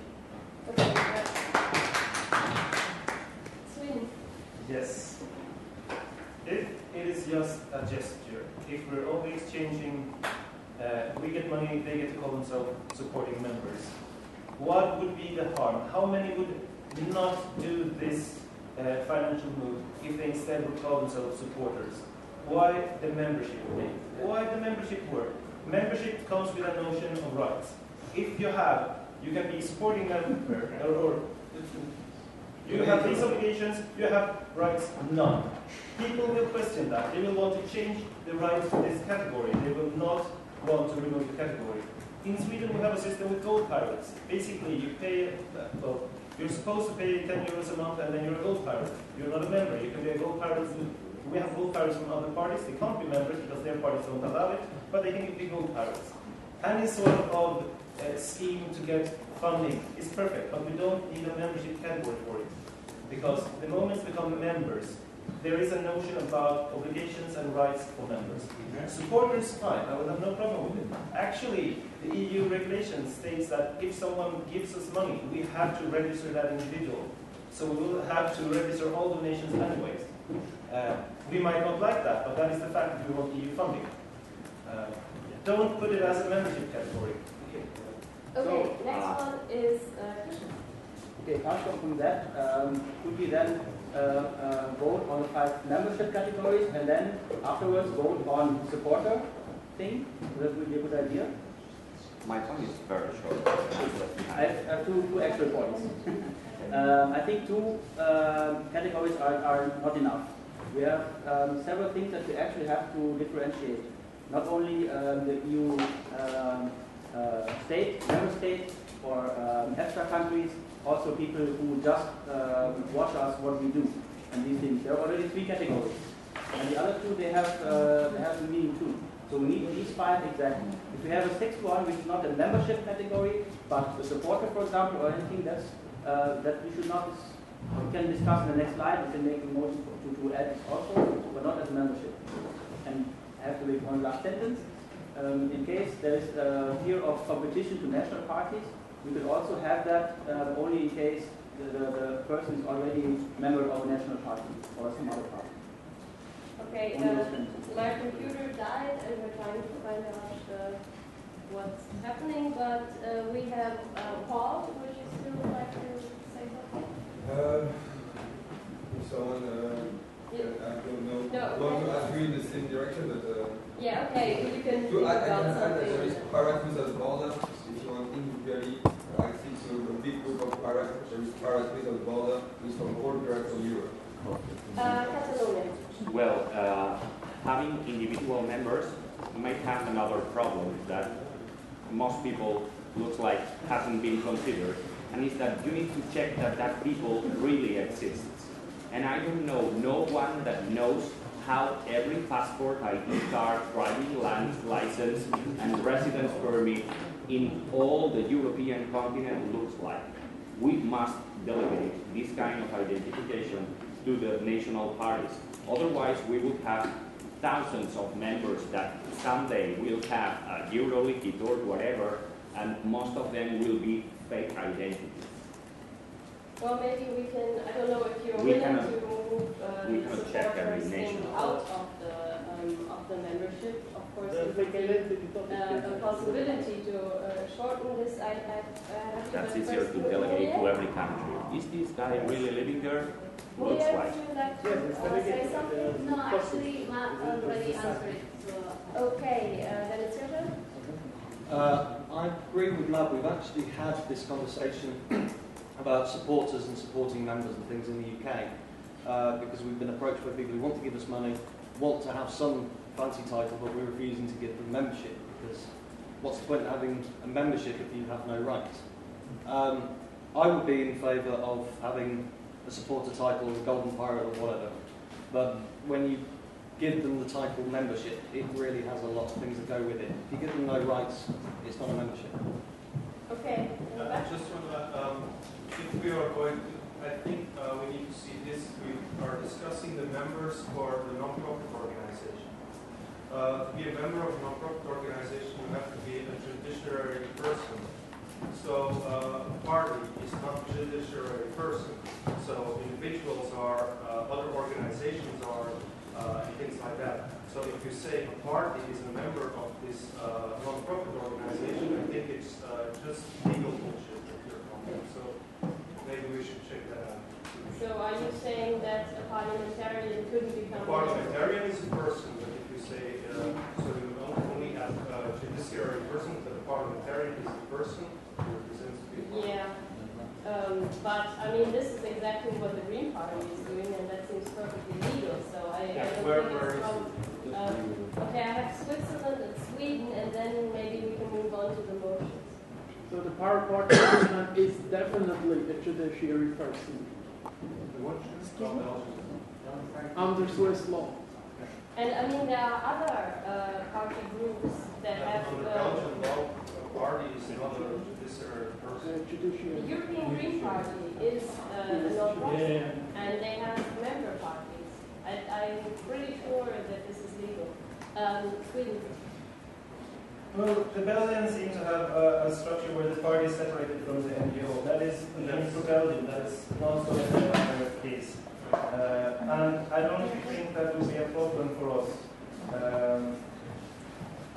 Because basically we will have the Belgian Party will be established as a political party in the country, and that would be the requirement, and it should not be problematic. Okay, we are done with the general discussion. We move on to the motions. Okay, we have 3 motions. I will read them in the order they came. I'll first read them all 3. From Jack, individual members at PPEU member parties automatically become members of PPEU, analogous to EU citizenship. No legal rights, obligations, and statutes, but a nice warm fuzzy feeling, which it should be a justification, sidestep the need of a 6th category of membership. First read. From Gregory, another one. Include additional category of membership supporter for individuals that would like to support the PPU by means of regular donations. Give the people warm fuzzy feeling. And the third one from Robotica, add pirates. So as a membership candidate. to the Yes. to the list. Pirates. Okay. It was discussed that we add supporters without membership. Yes, it was discussed, but then it wouldn't be a motion for the membership topic. Good. Any comments on the first one? I will read it again. Individual members at CPEU member parties automatically become members of PPU and analogous to EU citizenship. Warm fuzzy feeling. Okay, so we open the discussion on the first motion, and we start with the UK and then Sweden. Yeah, actually, Rab's kind of won me round. I was already kind of leaning that way as to having individual memberships and the word membership. So I would probably be going against my own motion. But you can withdraw. Yeah. Right, you can make a new one without membership. Yeah, well, okay, I'll withdraw that. Okay, Then we'll so vote on the next one. yeah, so no voting, no discussion on this one. We go straight. Include additional category of membership supporter for individuals that would like to support the PPU by means of regular donations. Discussion for this motion. I still dislike it. Good to What is the know. topic, please? It's adding a 6th category called supporting members, and they get to pay a fee and call themselves supporting members, but they don't have any rights. Switzerland. I also dislike it because membership really implies some rights, and if you state you have none, then it's not a member. It's a Donator. yeah, it's a donator or a supporter, but it's not a member. Yes. Max? Okay, so it's perhaps a way of dealing with it is to have a category for registered supporters. You don't call them members. If you call them, they're registered. They perhaps made a donation, and they have that warm fuzzy feeling because they're registered as supporters. And I think that might be a way of compromising the position. So you don't use the name member. So you don't want to include them in this point because this is the memberships, but to put them on a different point instead. I think we have, just one comment, I think we have identified the distinction between supporting membership or supporter without membership. Yes. So we don't need to discuss this furthermore, I think. Yes. I'd like to have a straw poll on this one actually. Okay, so we move for a straw poll. I will read it again and then I'll read it again. Include additional category of membership supporter for individuals that would like to support the PPU by means of regular donations. Who will please hold up your cards? Okay, so it's gone. So this discussion is closed, and we move on to the third. We have another one. Add pirates. Yeah, that's what the remote delegate hasn't been counted, but it's just a straw poll. It's an unofficial. We have another motion. Add pirates, which is here in this category. On the list of 5. Comments on this one? Go ahead. I'm not certain, but I'm going out of the limb and guessing that this is a backdoor to include individual membership. If that is true, then I'm strongly opposed to it. Okay, you can. Well, do we have to have this in the statutes? Can't we have the board or the council or something have a list of registered supporters that we can call whatever we like, whenever we like, just not have it in the statutes? I think that's perfectly legal. Yeah. So I have Martin and Daniel.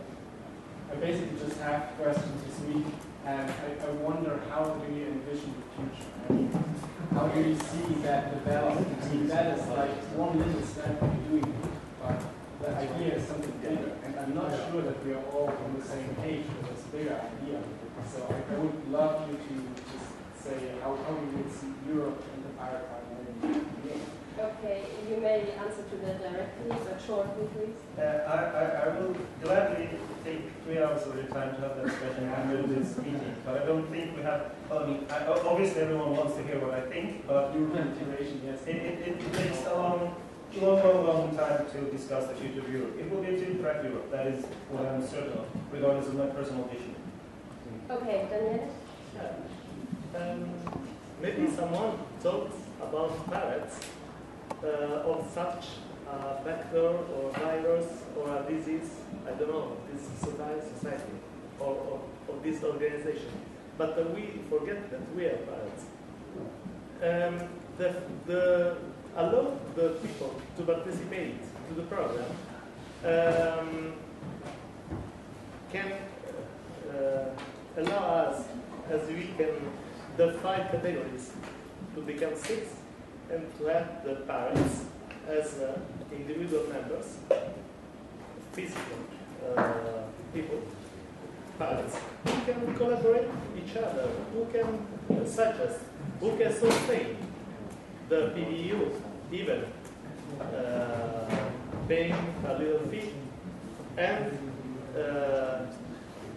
let the board having a continuing feedback of what the people is feeling and what the real society is asking from them. So, this frighten of the pirates, in my opinion, doesn't exist. If you see this as a vector or as a virus or a disease, maybe you are in a wrong place.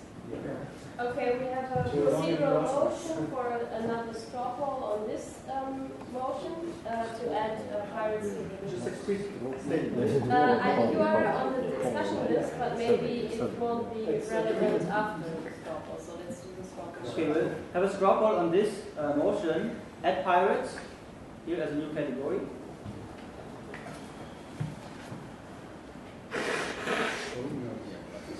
Uh, 11 against and 1 in favor. Yeah, recording. No, it's a straw poll. Never mind. Okay, I have 4 people on the reading list, but everybody may decide on whether it still makes sense to comment. Yeah, I have just a quick statement about the question to the Swedish delegate. We're not talking about setting up an organization for 2050 or 2150. We're talking about 2014. Okay? So what's right now, let's talk about what we're going to do in the next 2 years or 3 years, not 15 years. Okay, that's all. Sweden? Yes. UK? And I think you, okay, so we're done with the list, so we can vote on the motion now. So this is the official vote. Okay, so now we will actually vote on this motion. Excuse me, just a question. Am I in the bad place? Just to know. We'll vote and then just we'll know. To debate. Am I in the bad place here?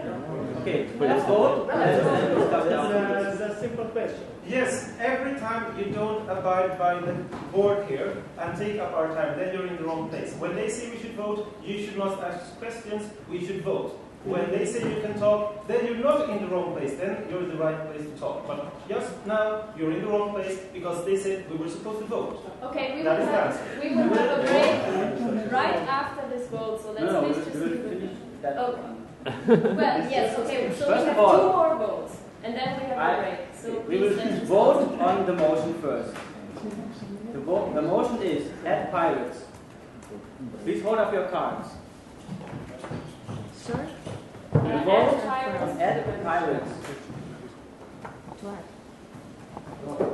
If you're in favor of individual pirates becoming members, you vote green, otherwise you vote red.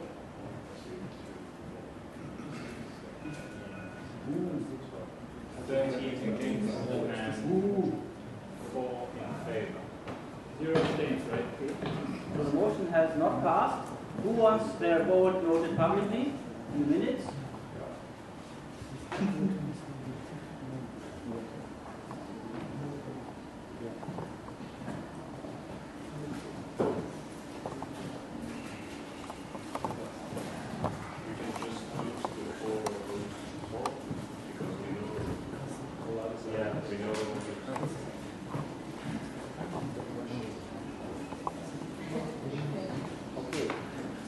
Okay, and then we move on to the proposed change.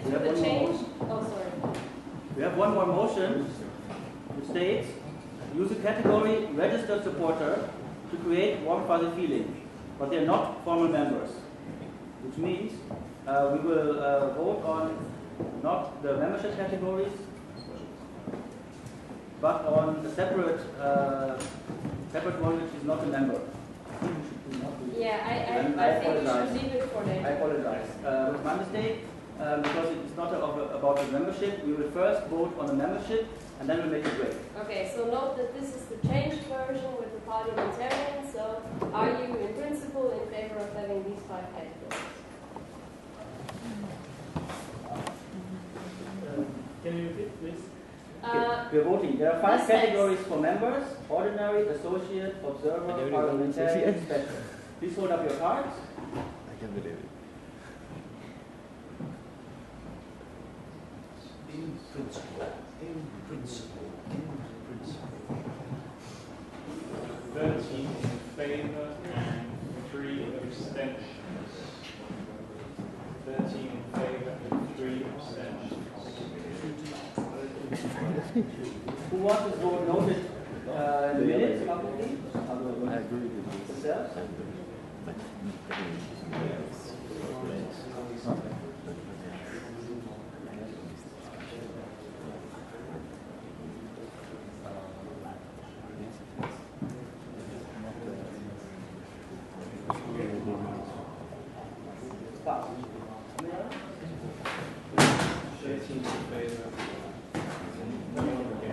The motion has passed? No, the proposal has passed. Okay. Right. Anyway, I think I didn't wait. Until 6? Is that half an hour? Half an hour break? 6. Yeah, 6 o'clock. Okay. Thank you. Break time. Bravo.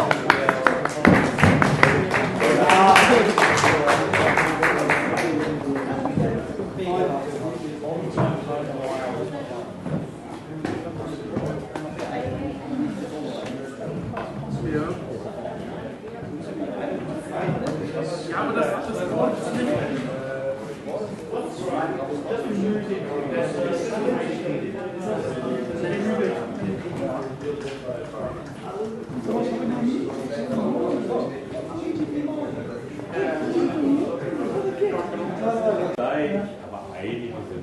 Aber einige sind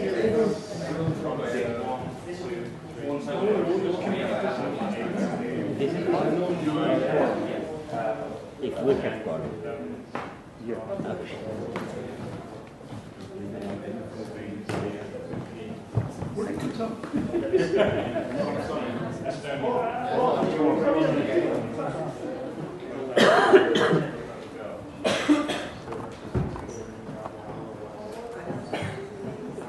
Projector. Oh, yeah. 17. Let me count once more. Sorry, let's do it once more to check. 1, 2, 3, 4, 5, 6, 7, 8, 9, 10, 11, 12, 13, 14, 15, 18. Okay. So we have voted about the number of members, which are 5. We had one more motion before the break, which we are going to vote about now. We're going to discuss. This is about a new category without membership. It says, use a category registered supporter to create warm fuzzy feeling, but they are not formal members. Classification to solve the problem. I would like to add also this point will, according to this motion, will be part of the statutes, but it will not be part of the category members. So it will not be under the headline members. It will have its own headline saying supporter. But it would be in the statutes if we pass this. Please. Irrespective of the merits of it, I don't think it should be in the statutes. I think there'd be something for the council or the board to decide to have just this category of people that they would call supporters and not have it in the statutes. Anybody else? Any comments? Yes? I support this one because it's the same way that we have it in the Czech Party and our statutes are generally considered voting. But as a consequence, observers have become also another category. What?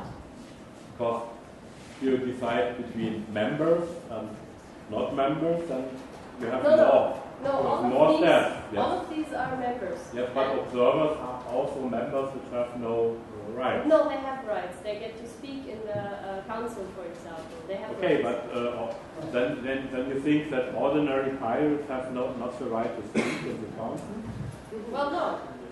No? That's what we're saying.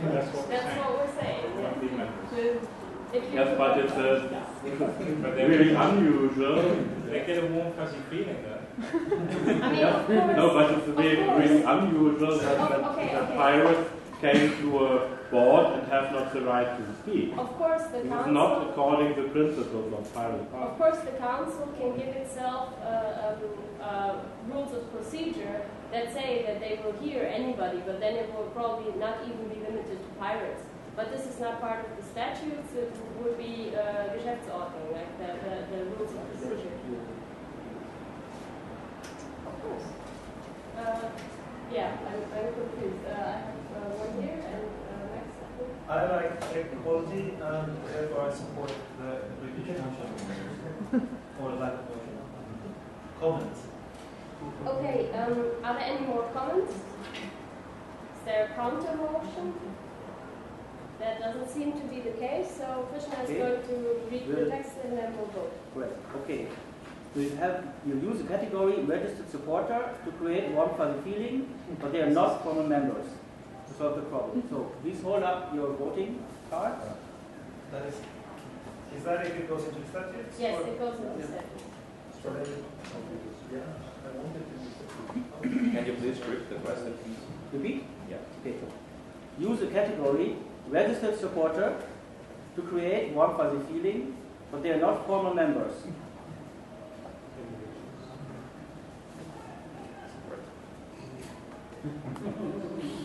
Okay, right. 2, 4, 5, 6, 7, 11. Netherlands. It's hard to see. Come on, you need to step it up. That's like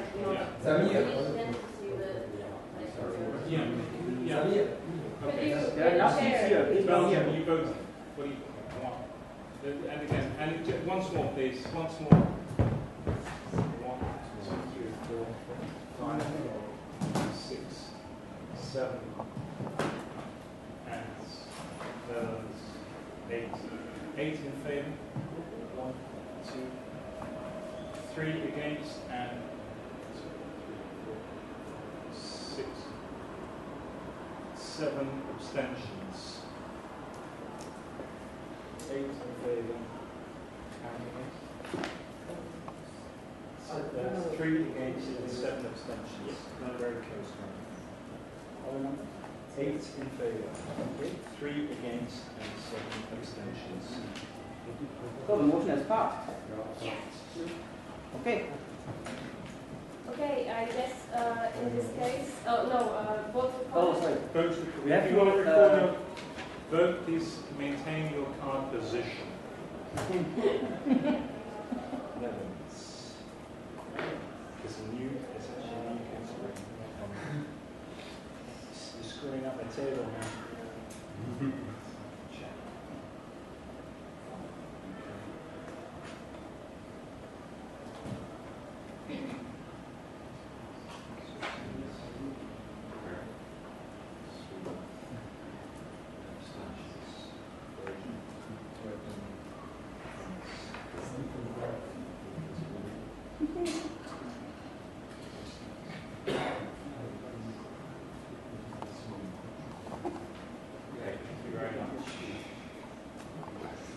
Okay.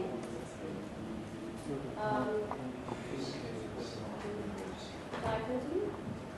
Okay, so we have decided on the 5 categories of members and 1 category of non-member. And now we have to go through these 5 categories and define them. We will start with the ordinary members and with who can become an ordinary member. So this is the proposal, and we have already heard one idea on how to change it, but I will present it first. So the ordinary members, in order to become an ordinary member, you have to be a political party inside a EU country. So you have to be registered as a party in one of the European Union member states. You cannot be subordinate to any other party. So in other words, a regional party could become a full ordinary member, but only if they are not part of the national party. They have to carry the term pirate or any translation of that term somewhere in their party name. This is probably good for the Italian case, where there were 2 pirate parties, but one of the pirate parties may not call themselves pirates anymore. Yes, there is a pirate party of a man of the labels. Yeah. So we of the couldn't. measures. Yes. So this party couldn't become a And member because they may they not. call the pirates because they could. Yes. And But they not present anymore. in some Okay. regions and Yes. also win in one. Okay. Can you please be quiet? Yes, I just wanted to clarify that. So they have to obviously consider themselves part of the pirate movement, because just any party that is kind of in favor of our goals but does not consider themselves a pirate party couldn't become an ordinary member. They have to intend to participate in elections to the European Parliament, and they have to maintain, of course, a democratic political base and a democratic internal structure. Also, then there are some legal stuff that has to be in there, like they have to comply with the regulations of the statutes, of course, and they have to accept the common manifesto, because that's a legal requirement. But these are kind of the things that are open to discussion for the ordinary membership. Any comments, any motions? Please. If I understand correctly, at the beginning of this session, in the morning, we remove the objectives. We only keep one simple text. So maybe the text now doesn't have sense with this change. The text you read for this part. Could you speak up, please? Yeah. I mean, we only have a very common and vague objective for the European Party now.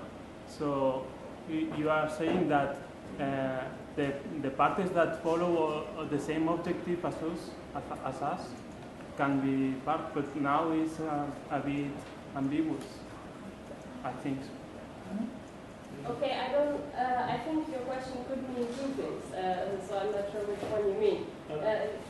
Do you think it's too, that anybody could join because our objectives are the objectives are removed, so if any party that has the same objective as us can join now, it's a bit okay, first of all, for the founding members, basically yes.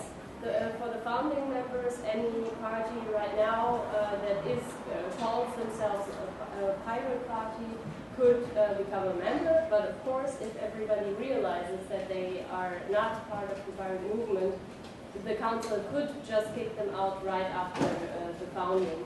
And the other possibility is that somebody wants to join at a later date.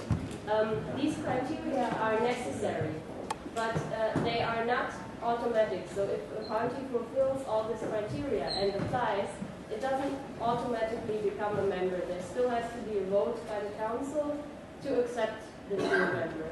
So everything that we can agree on, that where it just makes sense that any party should have to have these requirements, we should put explicitly in the statutes, but that doesn't mean that we cannot still refuse a party when we realize that they don't really fit in the organization for one reason or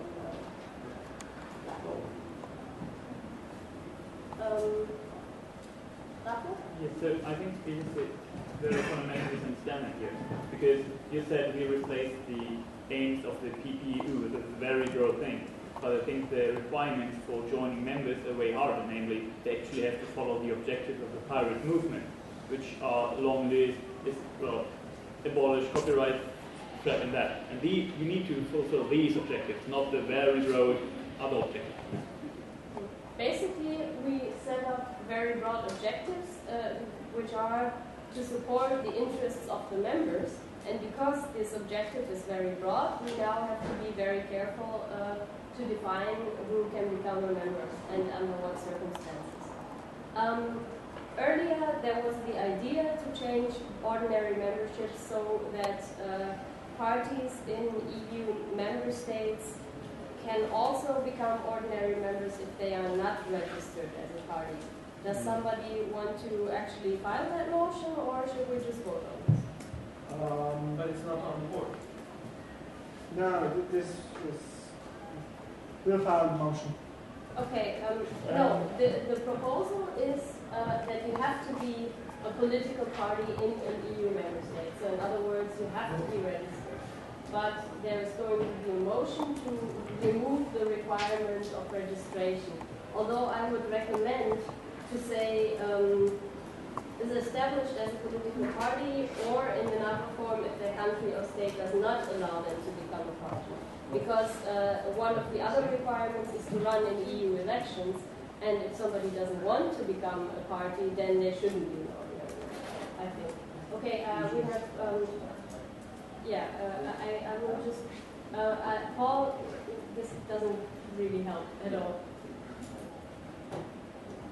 Well, I tried to speak with my various... Actually, Paul was sorry, I thought you said we had one minute.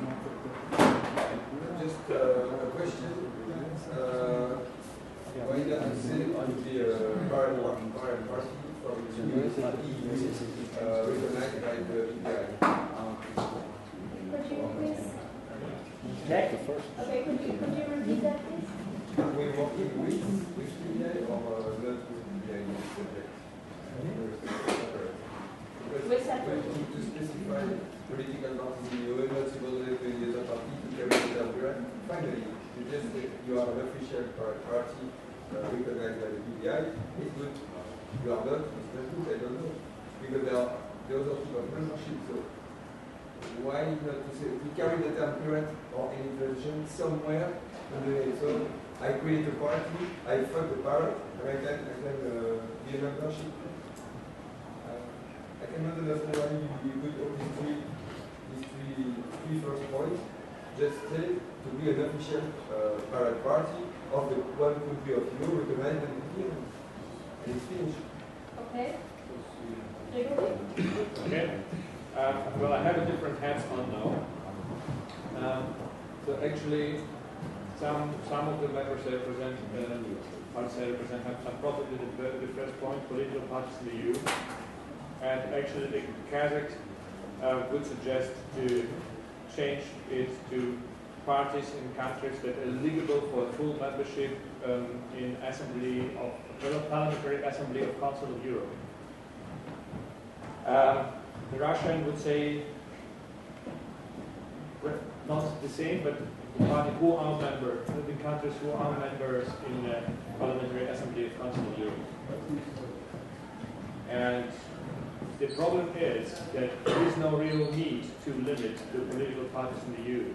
There is no legislative need, like the EU directive about the political parties also includes, it doesn't say it has to be a registered seat in the European Union as a party, but doesn't say who should be the members or not, and from what countries at least. There's no limitation of that.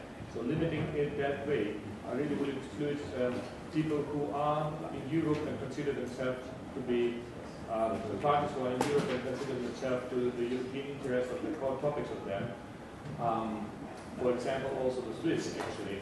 And so from the Latvian perspective, I would extend it also, third motion, to extend it to the parties in members of the European Union or the candidates countries, which would include the Switzerland and the Norway, all countries that are eligible to file a membership application inside the European Union.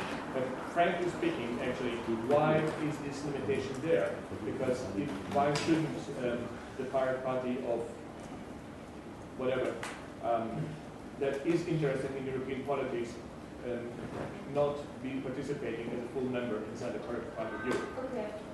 Maybe I can just really quickly say what the reasoning was for the differentiation is basically to say that parties will not decide, for example, on the election campaign for the European Parliament and not participate in that campaign.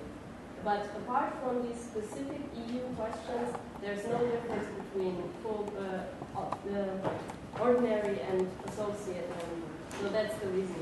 Okay, I'll put you back on, and I'll put you back on the list, and then it's busy right now, so we'll continue with Sweden. Yes, please. We'll continue with Sweden, and then we'll go back to UK. Well, I want to reply to Belgium.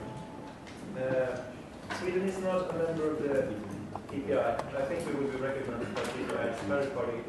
But I don't see that creating an organization, having that organization relying on another organization that works more or less efficiently. Yes. Married party, that is probably not a good idea because PPI are not that competent to make those decisions for us.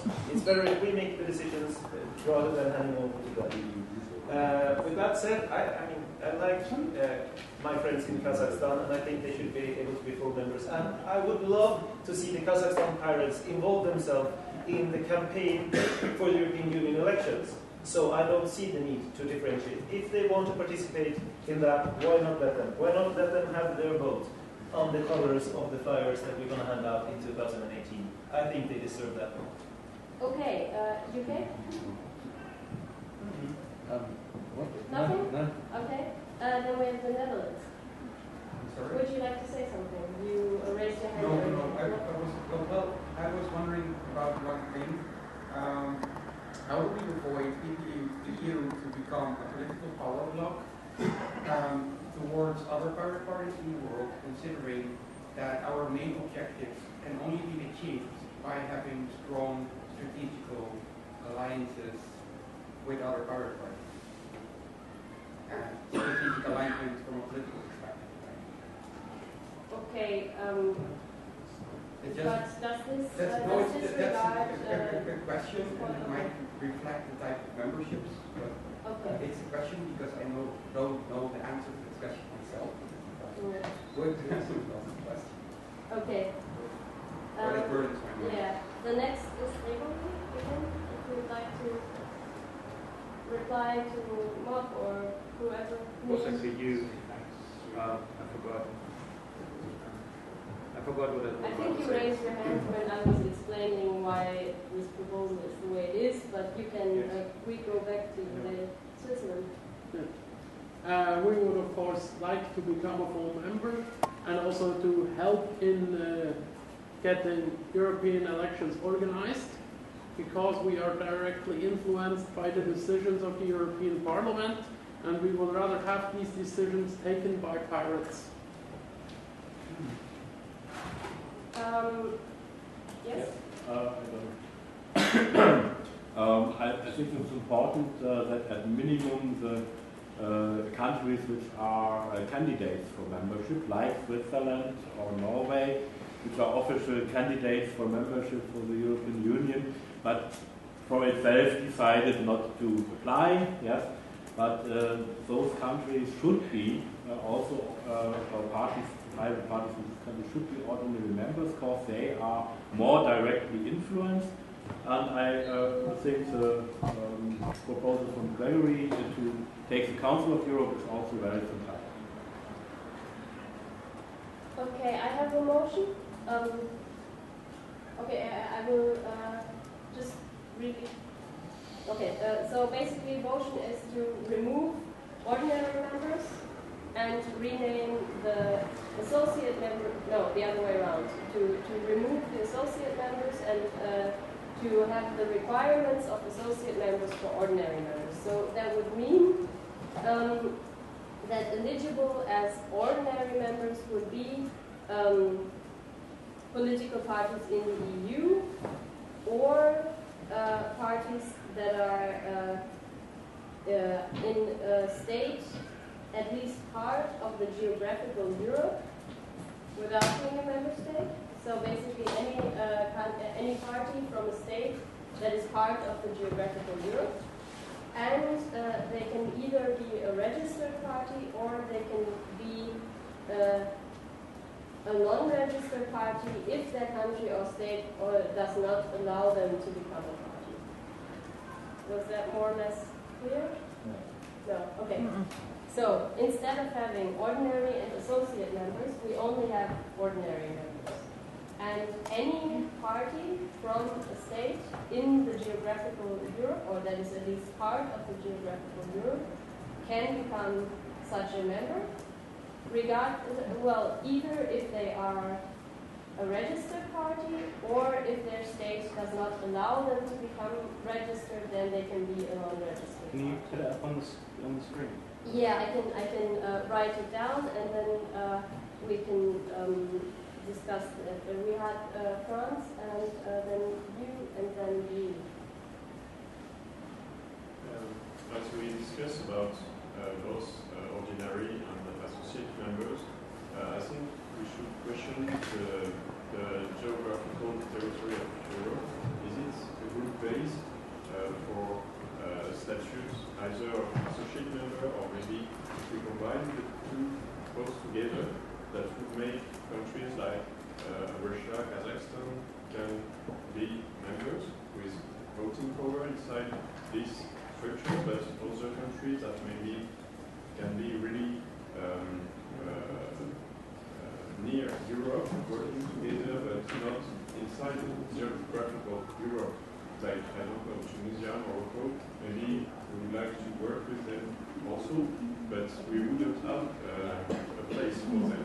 So instead, I would like to propose a motion so that ordinary members are from European Union states, member states, and they have voting power, but associate members are not bound to European territory and have no voting power.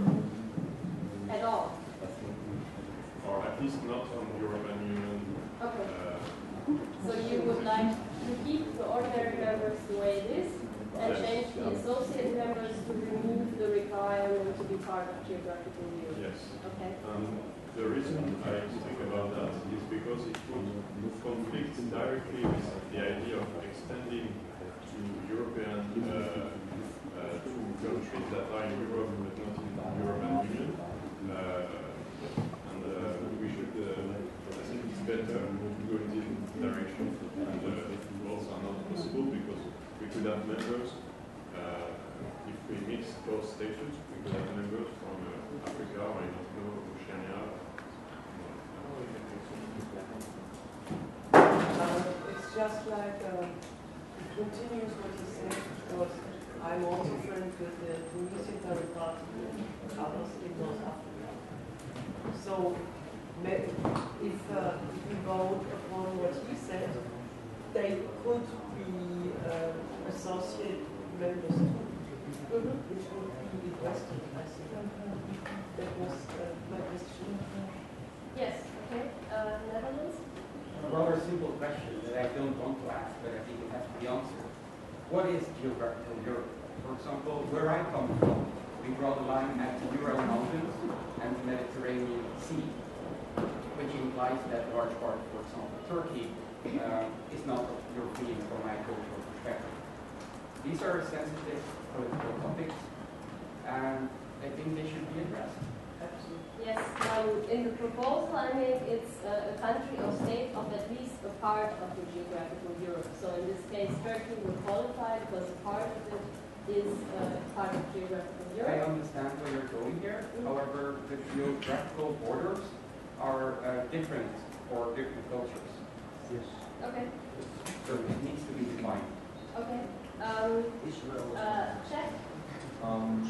I've got one question. Simple one, I think. Do we really want another BPI? Because if we remove the geographical Europe, how do you call it? Then it's just another BPI. He's right. Sweden? No? Well, basically, the Council of Europe, a nice organization, has defined the territory of Europe. Yes. I would say stick with their definition. It's rather big. I like it. So that motion is already in... Well, basically, yes. Yeah, okay, so then I won't make an extra motion. No, well, actually, when we actually write the text, it's probably just to write Europe here and then somewhere else in the statutes define that whenever we decide to talk about Europe, we actually mean this definition of Europe. Yeah, it's okay. better than having it But that's, if we pass the motion like this, we can fix that later. Would you like to add something, or would you just pass the motion and then we can go to the motions, which is fine? I think it's everything said. Okay. Are there any motions that somebody is still writing that haven't been Yeah, turned in yet? it's not exactly a motion because I don't have a solution, but in some countries you need thousands of signatures in order to register as a party.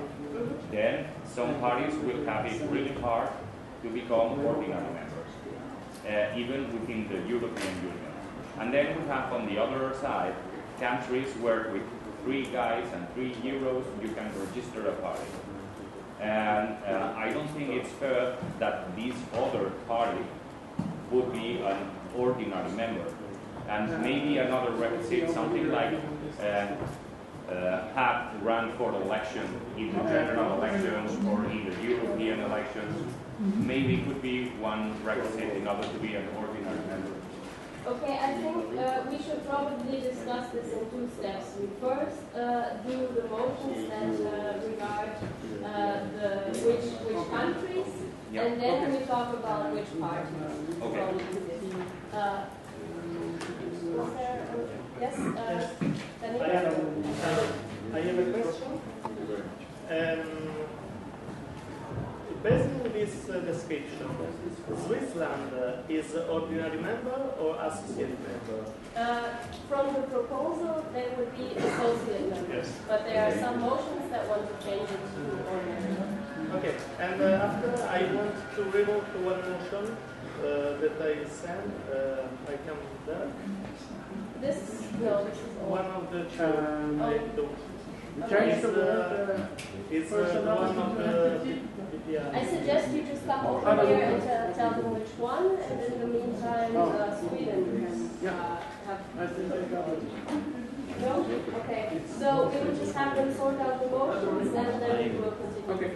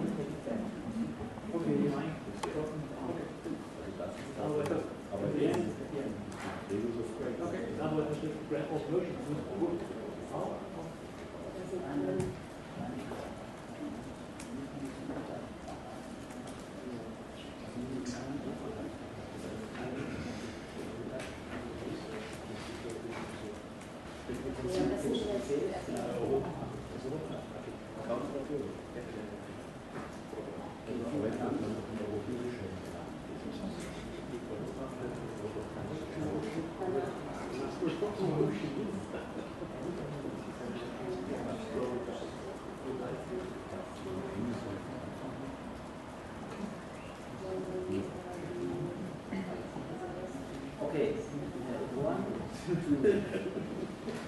Yes, please. I have one question because on the slide I can't see whether those members have voting rights, and I don't know whether we have to discuss this right now or later. Which kind of membership has how many voting rights and how many? Yeah, of course it's important to know.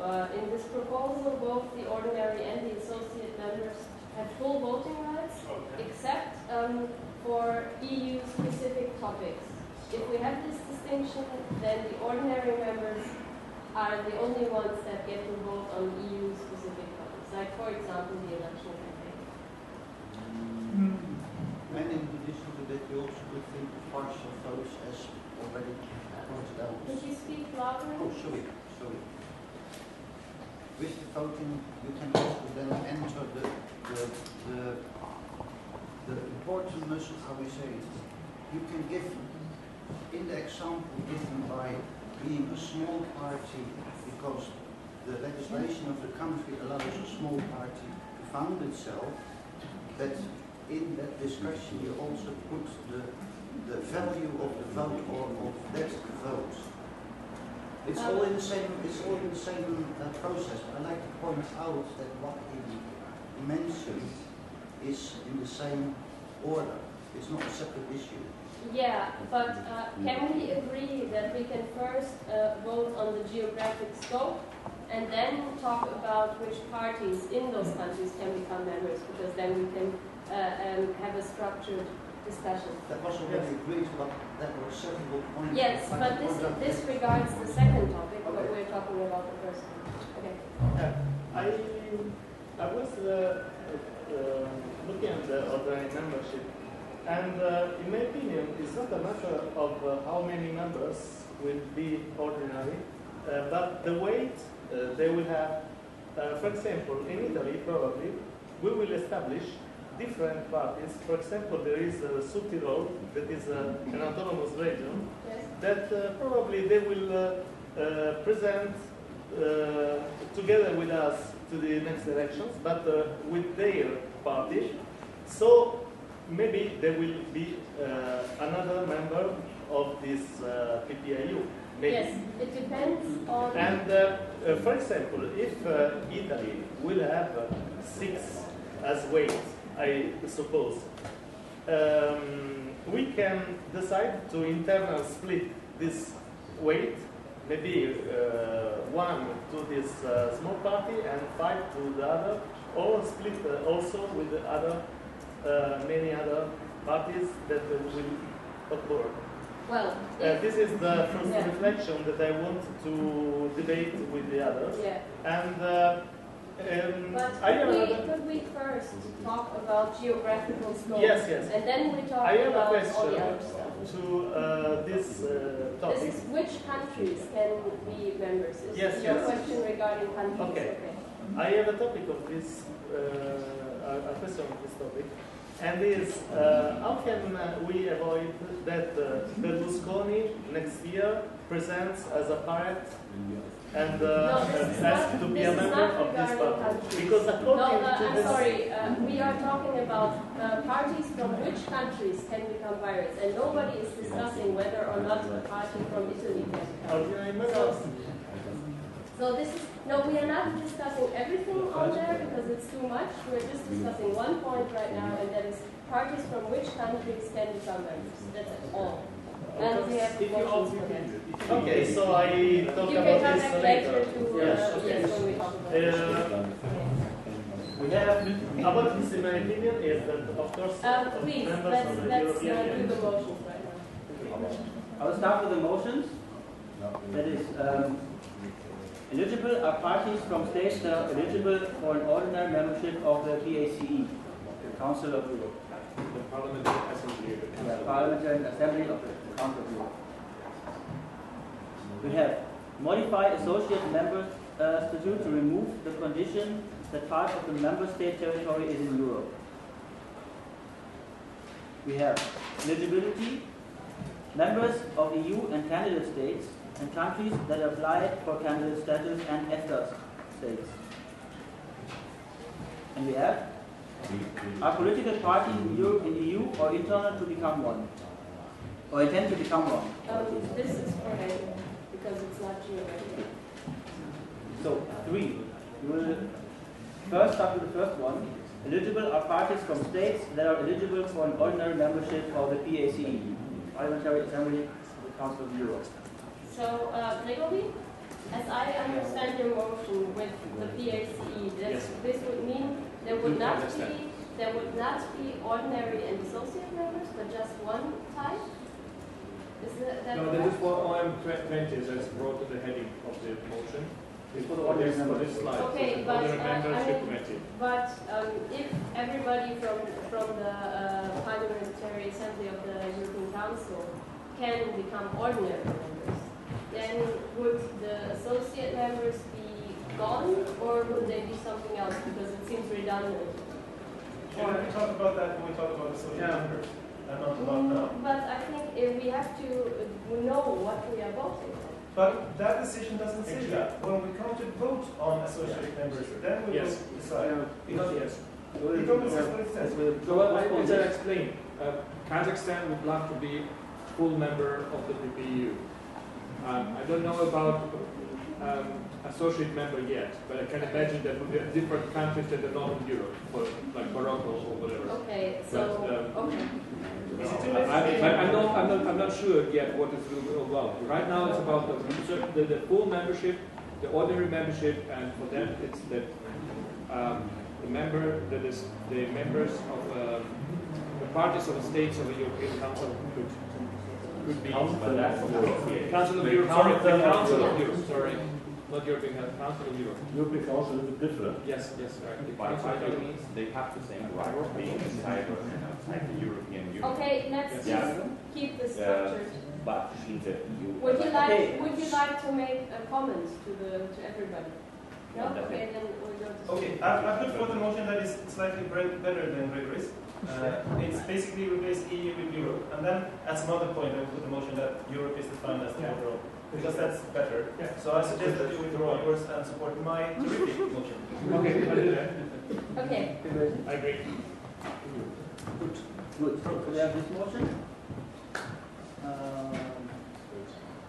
We have the other motion, eligibility of members of EU candidate states and countries that apply for candidate states and EFTA states.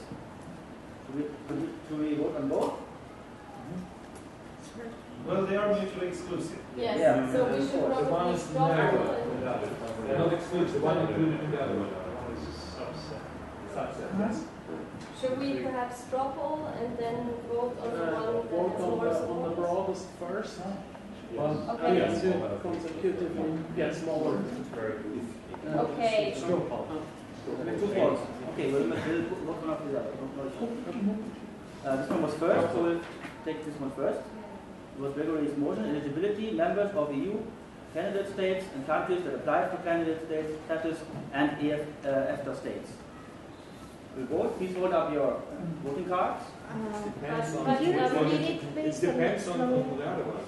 Yeah, I think this one is narrower than Yes. the other one. The other one is wider. So maybe we should start with the broader one, and if that one is rejected, the other one can still be accepted.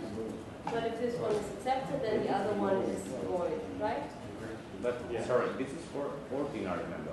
Yes. Yeah, that's for ordinary. So this would mean that countries outside of the EU could vote on the Intend to EU participate policies. in the elections of the European Parliament. Okay. I guess there's going to be thousands of laws against such a behavior. Because it's even illegal in Germany to be a foreigner and to try to influence with your vote in a German political party. Okay. No, because it's very, very easy. Today we have national list, and according by national law. If we have a European law, then in this law it's stated that only members which are able to elect can take part in the assembly to That's the it. So candidate. Kazakhstan cannot elect. No, that's the same we have in Berlin. In Berlin, as we have the assembly, we have to prove are members able to elect in Berlin? If not, they are not able to vote in this. Yes. Yeah. And the same you can That's have the way it works Europe. here as well. But That's today, why I don't. we do not exclude our members who are not able to vote in Berlin from our assembly. Yes, always if something in the statutes is illegal, the law always prevails. And the PPU will not put for any candidates, and it will not decide on a program for these candidates. It will only decide how to support them. So then it should be clear that if we vote for this option, we need to modify the definition or the requirements of ordinary membership. But the intent to participate in the election of the European Parliament could be a problem.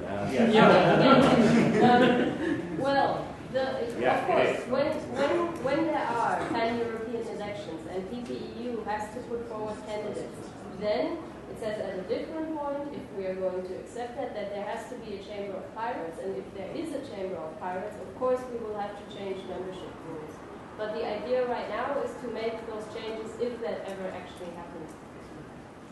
UK. Yeah, I would prefer to do the votes the other way around, have the narrower one first and then the broader one. And then the second point would be that, the intending to participate in elections to the European Parliament. If you're not in the EU, then you can't do that, so we'd have to change that point as well. Should we amend this to your motion? Well, I thought we were only talking about the first line. I would gladly send another motion to Okay, we'll do it line by line. It's easiest. Okay. We'll fix it later. Then it's okay. We'll fix it with documentation. Question. Yes. The ordinary members will decide also about the money that the party will get from the. From this proposal, the ordinary and the associate members together. So they have full, the members, ordinary members, have a full power to No. decide. All the ordinary and the associate members have the power to decide on financial issues. But this is not the question about geographical scope again, so let's vote on the motions on geography. I think this is a formal thing. I'm appointing him to do the motions as substitute chairman. Okay. So actually, I agree with the Brits that we do the narrowest first. So that would be we want to expand the scope to the EFTA countries and the candidate states for the European Union.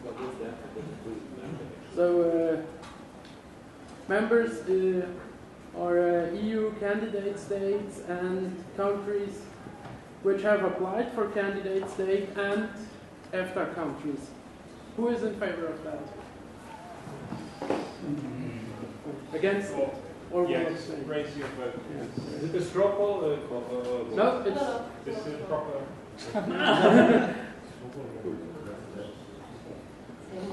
Would you please repeat it? Repeat again, please. Repeat. Okay. I will. Maybe word by word. Yeah. Members, eligibility. Members of EU plus candidate states and countries that applied for candidate states plus EFTA states. EFTA, European Free Trade Association.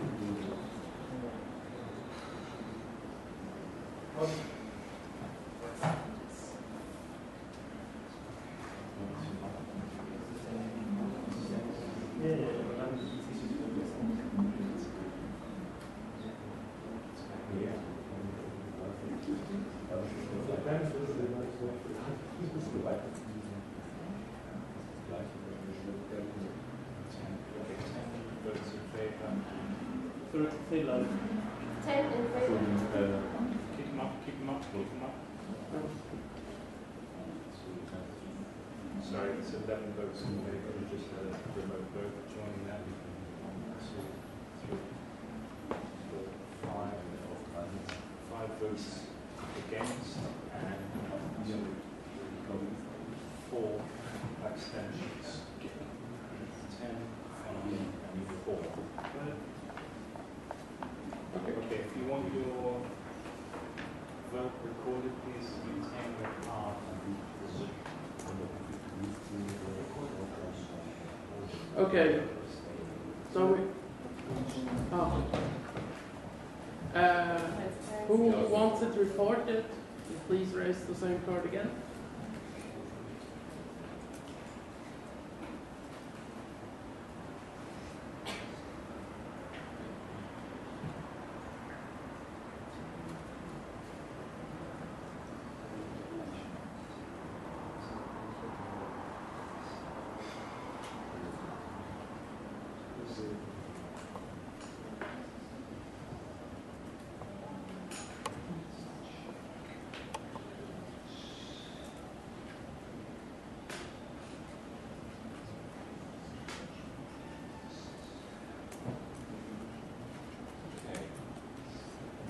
Thank you. Okay. The next motion is from MAP and it says replace EU with Europe. We want to say something about it? Well, that would actually change the things because it would be our political parties in Europe, and then later on we will define Europe as the borders set by the Council of Europe. So basically, Gregory's first proposal just more slim. In case the Council of Europe change the definition sometime, it will also like. Yeah. So if this one is passed, this definition applies, and if it is not passed, then the last one applies. Yeah. So please raise your cards. What's the question? The question is replace EU with Europe, which would basically mean that every country within Europe, as defined by the Council of Europe, would be eligible. But I have a question about this. We are in the middle of the vote. No, we're voting. Please vote.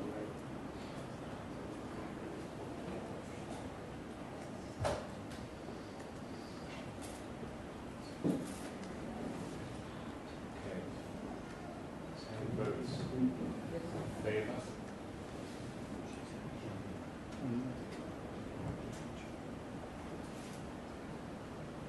6 votes against and 4 abstentions. 10, 6, and 4. Please keep your card up the same color if you want to record it.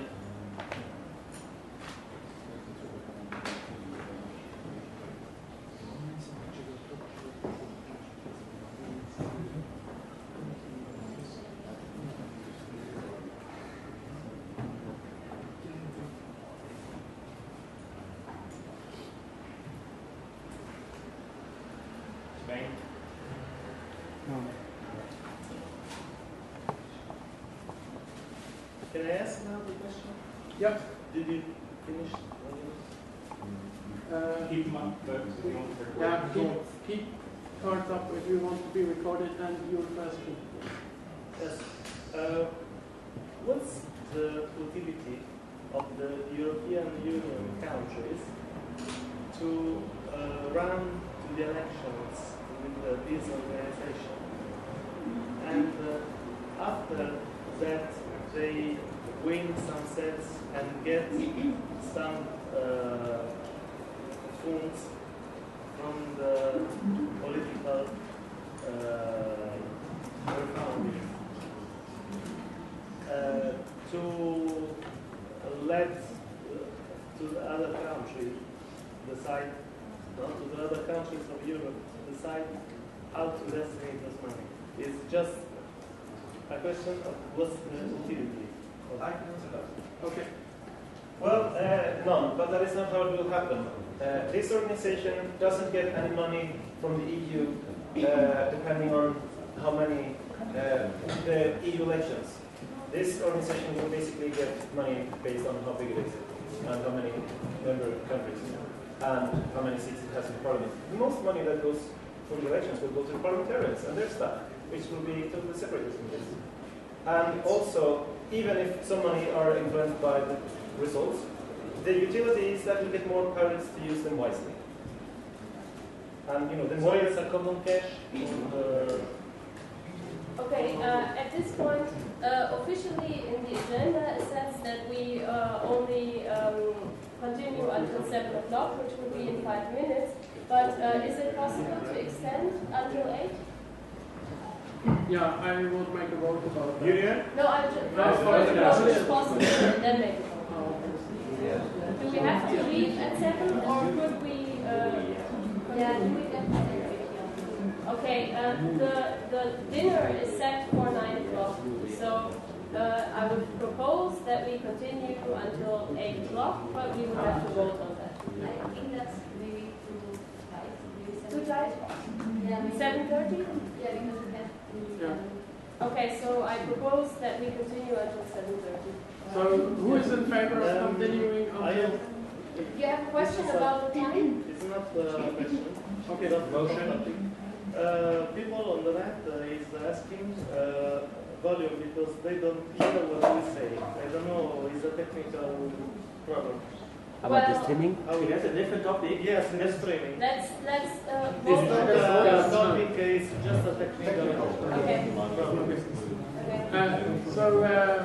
They don't hear what we say. Please raise your card for the question if we want to continue for half an hour. I try. I can meet you where I'm avec Lee to follow.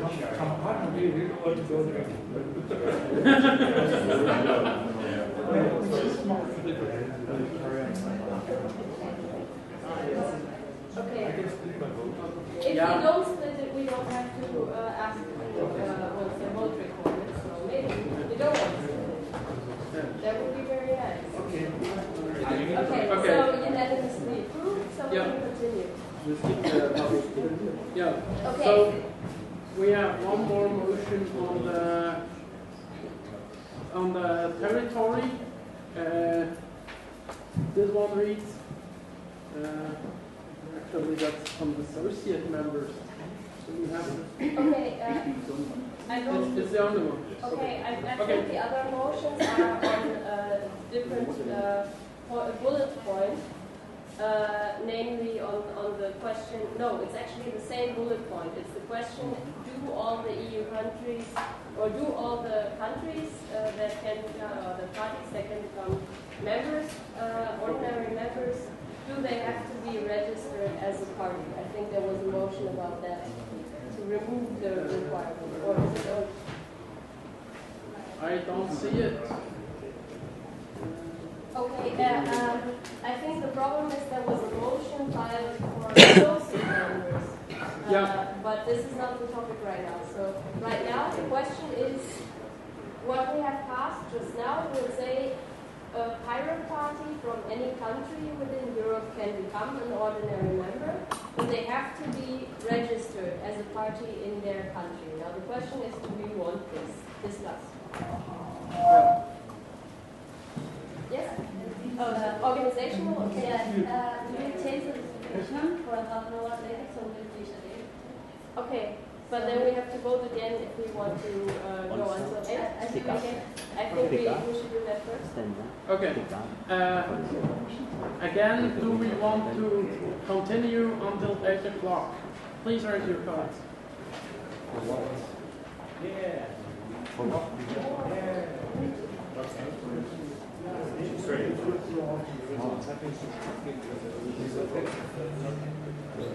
Okay. Okay. It's passed unanimously, I hope. Or, yeah, okay, it's not unanimous, so we have to ask who voted no. Okay. So it's passed unanimously. We continue until 8 o'clock. We were discussing, do all the ordinary members have to be registered parties, yes or no? The proposal is, yes, they have to be registered parties. Would somebody like to comment on that or pass a motion? Yes? We would like to add, an amendment to this. Maybe it's like an extension of this point. It can be passed independently or separately. But we were going to propose that you don't only need to be a registered political party, but also had run for election at regional, national, or European level, which is the requisite for becoming a European political party. Okay, I recommend that you do a motion, but as a separate point, because this is compatible. Okay, then you're competing motion. Yeah, competing motions. Yes, so the motion that we put on, that you don't have to be registered, you just have to intend to register. So you're in the process, competes with your motion that you actually have to be in an election. Yeah, okay, that is true. It actually does regard the first bullet point, because this is for you, I think. Because if you have run in an election, by definition, you are registered as a party. Is that true? It depends on the law of every country. Yes. In our case, we would accept a merge. So you have run for election, or you are registered as a party and run for election. Okay. The important thing here is that you are pushing forward the movement and trying to get seats. Okay.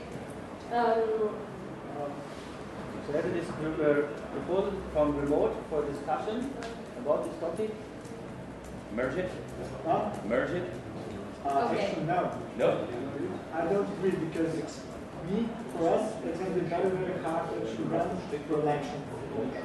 So, but we already do influence political lives, and we do actually influence laws that get made. And excluding us just because we can't run is pointless.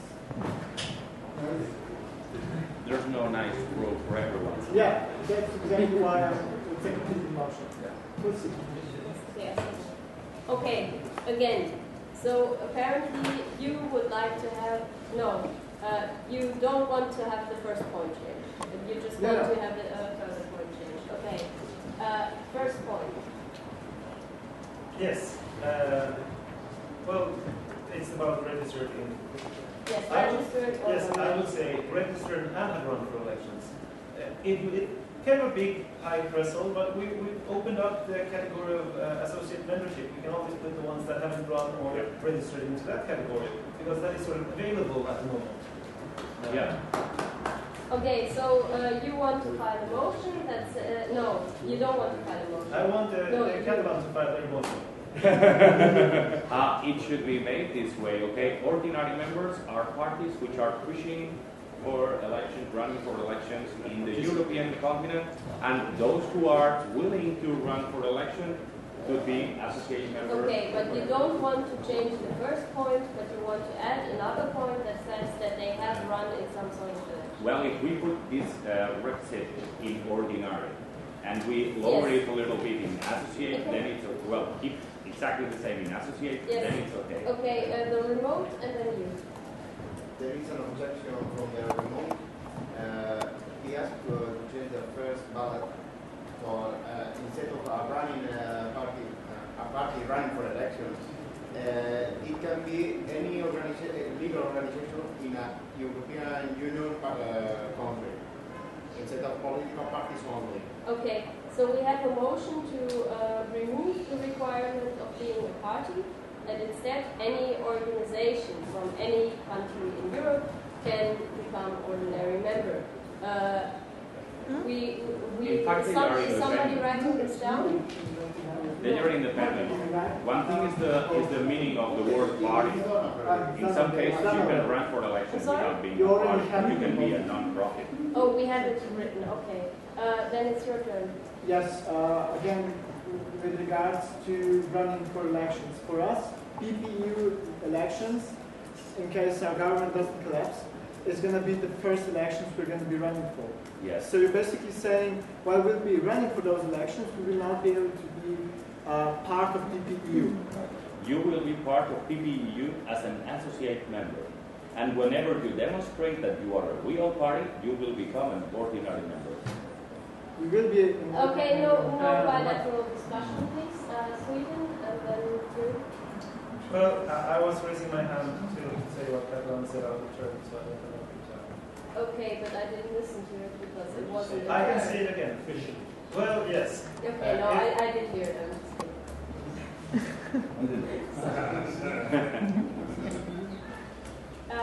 You wanted to add something? There's people that want to vote on EU topics because if they become social members, then they will have to be able to vote on EU specific topics. So quite absurd to make such a Well, we still haven't defined the difference in rights between ordinary and associate. And I think we're probably going to change this anyway, because now associate members are going to be something completely different than they were intended to be in the beginning. So I think this is going to change. Yeah. I don't know, you were raising your hands, but not anymore? Okay. So we can come to the motion regarding parties, registered parties or associations? Yeah. Do you have it? Yeah. The first one is, are political party in EU or intend to become one? Since we have changed the EU to the whole of Europe, I would interpret this as a political party in Europe or intend to become one. Is this okay? Objection? Well, I would like to comment on it. I think it's... yeah. I wouldn't recommend that. I would prefer to have the only exception for the registered party in a case where the country doesn't allow this party to become registered. So basically only in the case where they have already applied but have been rejected. So yes. How do you define not allowed? That's true. Very different. Are established as a political party or in another form if their country or state does not allow them to become a party, and the legal team will have to phrase this in a way that is interpretable by the court of arbitration. It makes all the difference. How do we define it?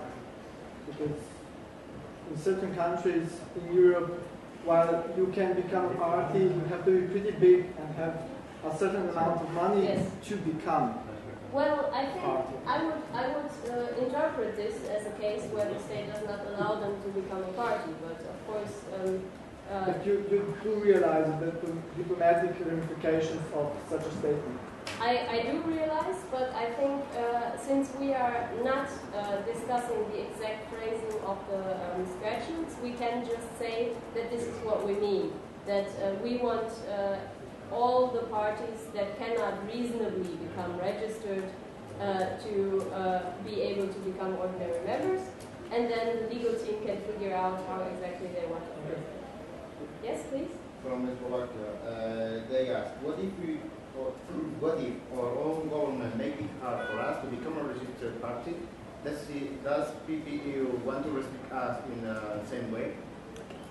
That's a question that I read. Could you repeat the question? Yes. What if your own government make it hard for us to become a registered party? Yes. Does Okay, PPE want to restrict us in the same way?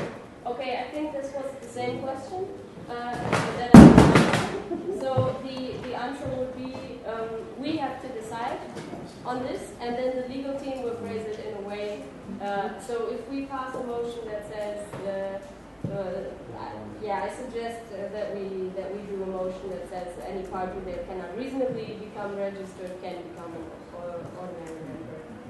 But I was only commenting on the other motion that we are discussing right now, and this other motion says that any party who is trying to become registered. Do we get a motion for those who cannot reasonably get registered? I'm trying to think about whether this is the same thing, actually. Yes. Sweden. It is a bit late, and I'm a little bit confused.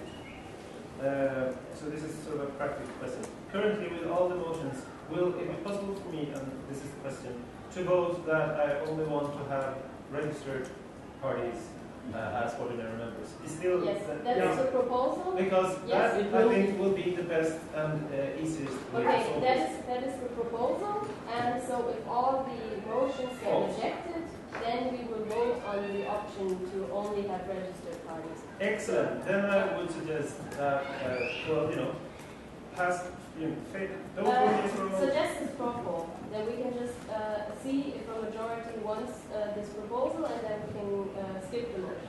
I was in the middle of a very persuasive speech. Sorry. I have to go. Well, yes. Vote no to all the proposals for the good of the organization. Basically, we need stable parties to be members, full members. We also expect them to send delegates and such. If you're still struggling to become a party in your own country, you will not have the time and energy to invest in this organization. We can still help those parties. We can have them as associate members, but we cannot have them as full members because we will expect a certain level of commitment that we're not certain they can give. And basically, I think that membership fee will also probably be different from a full member and associate member. So I don't think that a struggling party in that would want to be a full member because it would probably be too expensive for them. Because if they have a lot of money, they would actually be able to buy themselves the rights to be a party in their country. At least that is how it works in Sweden. So, no to everything and yes to the original proposal. Are there any more motions on that subject? Okay, then it's just one motion. Are a political party in Europe or intend to become one? Who? Please raise your cards.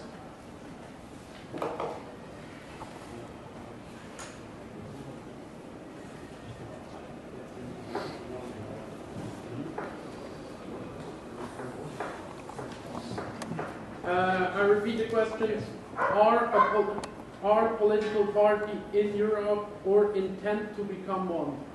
So that would be the second half of the first bullet point. Has to be a political vote. Yeah. Are a political party? Two choices there. Yeah, or intend to become one. It's broadening the definition. It's broadening the definition from those who are a political party to those who intend to become one.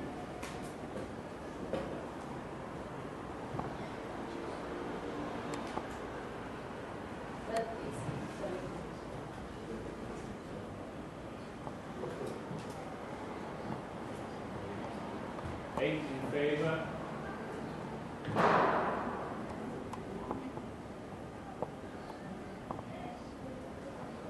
Seven against. And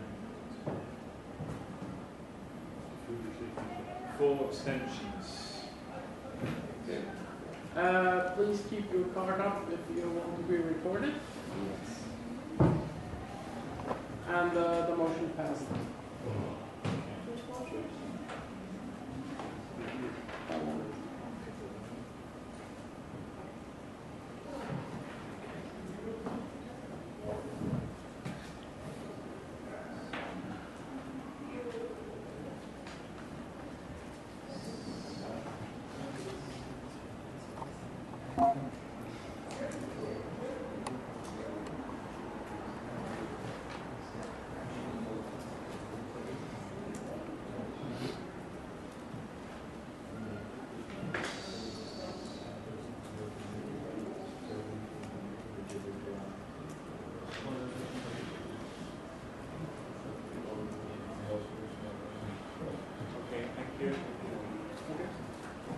So the next point is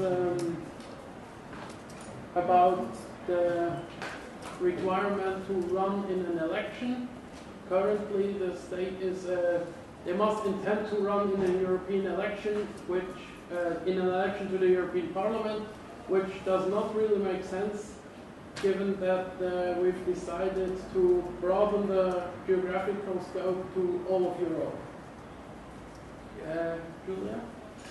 Yes, I think we can still vote on this motion because even in some countries you can run for elections even if you're not a party yet. So could you just read the text of the motion and then we can vote? One motion is remove the bullet point intend to participate in elections to the European Parliament, and another motion is to replace, actually it says add the requisite for ordinary member that the party has run for an election regionally, state or EU elections. Okay, this is still compatible? Is that intended to replace the requirement to intend to run in the European election? I think so, yes. They are separate. They're separate? They are separate. Okay. Okay, so we are discussing now the question of whether or not members, ordinary members, should intend to run for any elections and whether they should already have run for elections in order to become ordinary members. This is compatible with our decision that parties should become members if they intend to become registered, because in some countries you can run in an election, so you can have already run, even though you're not a party yet. So now we are discussing this. There are basically three options: either no requirement to have run or intend to run, or that to intend to run, or to already have run. Please.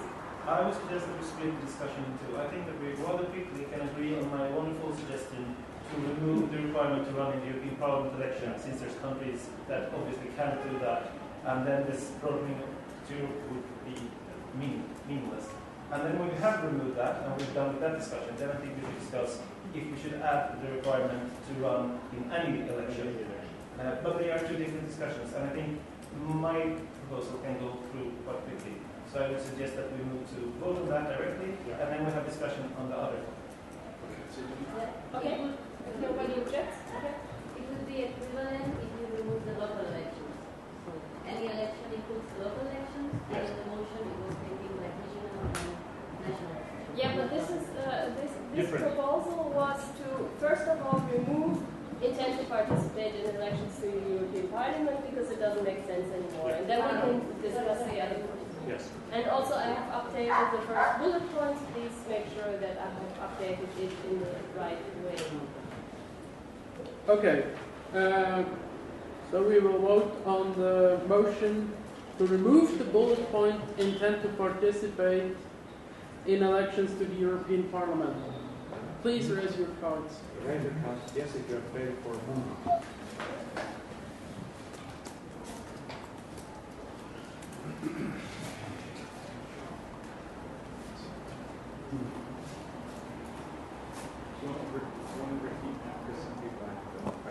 Okay, I will repeat again. Remove the bullet point intent to participate in elections to the European Parliament.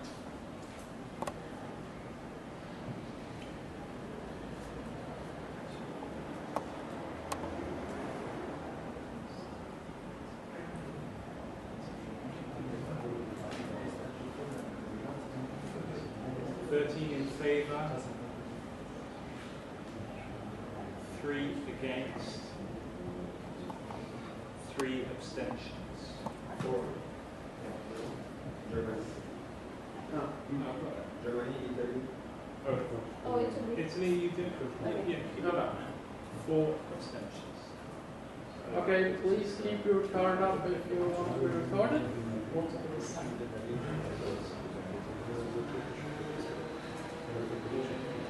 Yeah, recording.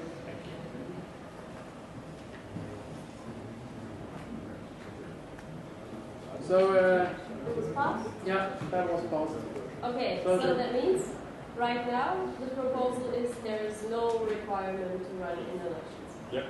Now we should discuss whether there should be one, and basically there are two possibilities. Either we say an ordinary member has to intend to run in an election, or we can say an ordinary member has to have already run in an election. And then if we decide on the second one, then we can discuss what kind of election. But first of all, maybe we should have a discussion on these two possibilities, please.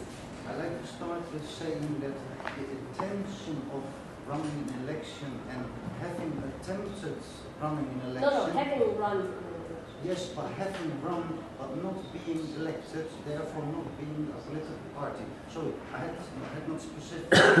Having run the election is already the intention. I don't understand the difference. Well, if you say having run in an election, then countries or parties that want to run in an election but haven't yet can't become ordinary. Well, what's the practical use of the differentiation other than the legal term of I'm one person, I start a party, I have the intention, I register myself running, suppose it to be true, then I have to wait until I've run even with wrong intentions. You understand my point there? No, you don't. No. Anyway, it's how do you call it? Splitting hairs. Splitting hairs. That's all I have to say. Okay. Does anybody understand the point? Yes. Okay. Please explain. Okay. So I understand having run an election to have been on the voting ballot. And at least in Germany and I think in many other countries, there are actually non-trivial things to do before you can actually be voted upon by the ordinary voter. For example, you have to collect a few thousand signatures. Whereas the intention to run an election can be, well, you just intend to. Okay, so you see the difference now? I get the point. Thank you. Okay, I have two people who want to say something. Sweden? Yes, I think we should. I would support the notion that people should actually have participated in an election. It shows that they've been around long enough to have some stability. It will not exclude other parties from being members of the EU. It will only exclude them from being ordinary members. I'm pretty sure that we will have plenty of opportunities in the other four categories to find a way to squeeze in even the newer parties. Basically saying to be an ordinary member, you have to have been around long enough and be stable enough to have participated in an election. And I think that would be a good precedent. Belgium. Paul, would you still like to say something? No? Okay. So, do we have any motions? I would like what you're saying, that I would have not any elections, but like not taking into account the local elections. But can we decide first whether we want this requirement at all, and then we can decide what kind of Just quick note, you keep talking about being around long enough and measuring it by being in elections. We have been around for 2 years. We have influenced laws, and yet we have not run. So, just a note.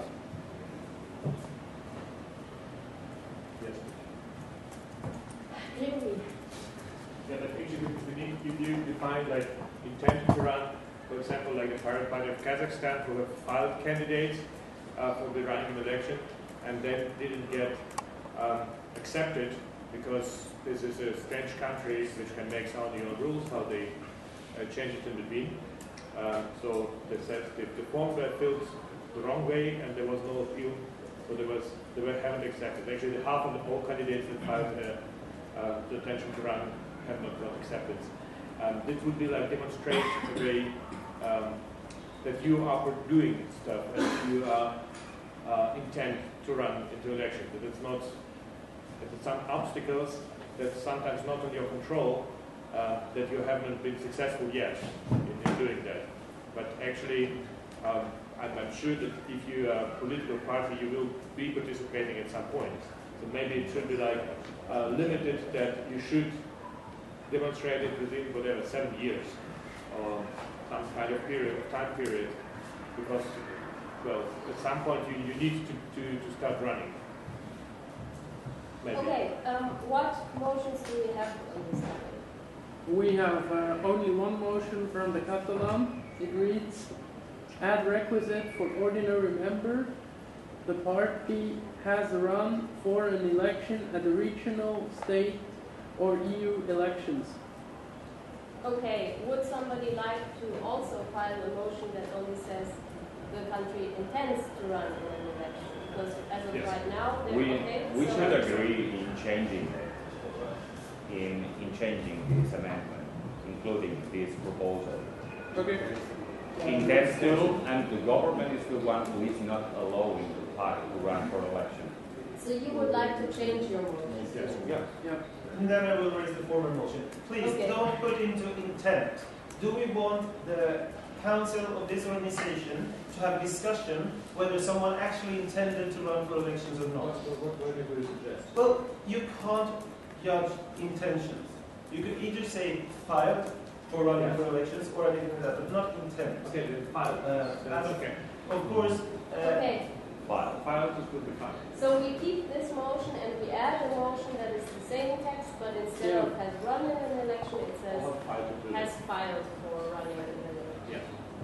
Would you like to specify what kind or? Okay, I suggest we do a straw poll. Basically, you have 3 cards. Green is you don't want any requirement for having run an election or whatever. You just want any party can become an ordinary member. That is green.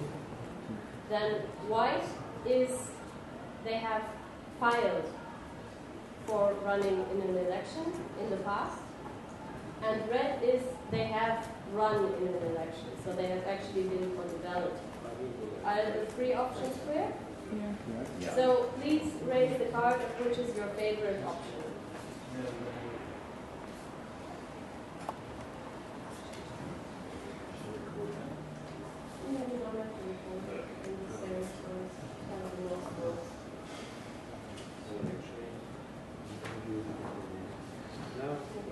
Why? They don't count it anyway. 2 green, 3 green, 4 red, 5 green, 4 red, 1, 2, 3, 6. 11 whites. Okay, so most people support the option that the party has filed to run in an election. So I suggest we vote on that motion first and then decide if we want to vote on your motion. First we file, or would you like to withdraw it? Well, I can withdraw that. Okay. So we only have a motion for the party has filed to run in an election. Okay. And I hand over. So the question is, add prerequisite for ordinary member. The party has filed for running in an election at the regional, state, or EU elections. Please raise your cards.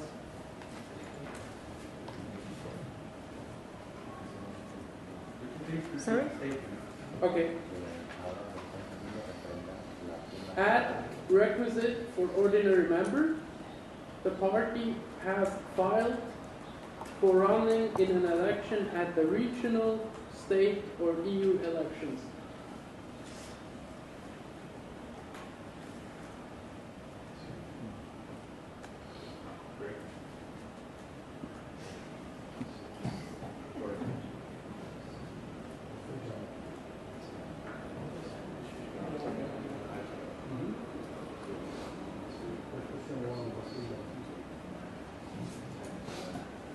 In favor.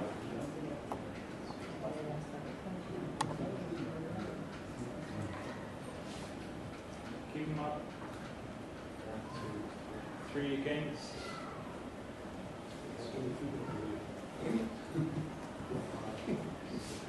6 abstentions.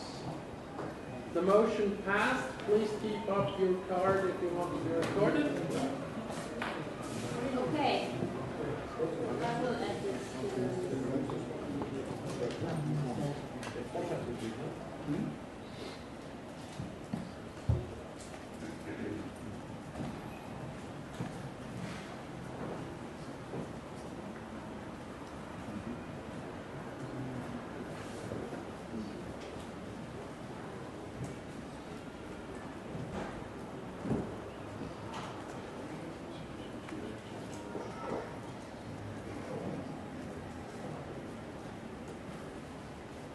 Okay, I have added this as the second bullet point, and we move on to the third bullet point, unless you want to have something. Yeah, I think it contradicts with the intent to be registered. No, it doesn't. In some countries you have to be registered as a party to file, but in some you don't. The next one is not subordinate to any other party. At the moment, this is the differentiating criterion between ordinary and observer. Any parties that are subordinate to another country, like regional parties, become observer members. But if you are not subordinate to another country, to another party, you can become an ordinary member, even if you're not a national party. So, for example, Party Catalonia, under this proposal, could become an ordinary member. Comments, please. I have a little problem with that because technically that means that any city could actually say we run independently as a private party and become a member. So on a tactical account, that would mean that some country or some group of people should decide to become all ordinary members from a perspective of being from one city, but just to weigh on the voting of the total organization of the private party. Well, first of all, they have to have filed to run in an election with this. But please let me finish. But also, there will probably be some kind of weight for the voting. So this is not necessarily an advantage to split your party into little parts and to apply for membership, because there probably won't be one member, one vote, but some other. Okay, there were a lot of raised hands at the same time. I would ask you to please raise your hands again so I can make this. Legally. Thank you. So actually, I can hear the complaint, but this is how reality is working. The pirate party sometimes there are more than one pirate party in a country, and they are not necessarily dependent, but still political parties and not not even competing. Like the case for how it's happening in in Spain, or as it happens to be in Austria at some point. Actually, we have an organization for the Pirate Party International membership. They should be, as a regular case, only one party with a full membership vote from one country. So there is an incentive to get along nicely and to create a federation or create a corporation that is dependent on each other anyway. So I don't think that inside the Pirate Party of Europe we should repeat that, because this incentive already exists, and it will not get that much bigger if we get repeated. So either people get along nicely or not, but if not, it's not for us to decide who is right and who is wrong. Also, I would like to add, these are necessary requirements. These are not sufficient requirements. Even, like say the city of Frankfurt wants to join PPEU, the council can simply vote no, even if they fulfill all the requirements. So it's not really a problem that we will be hijacked by a multi-city council. So, does anybody want to file a motion on this point? That does not seem to be the case. So we can vote requirement for ordinary membership, not subordinate to any other party.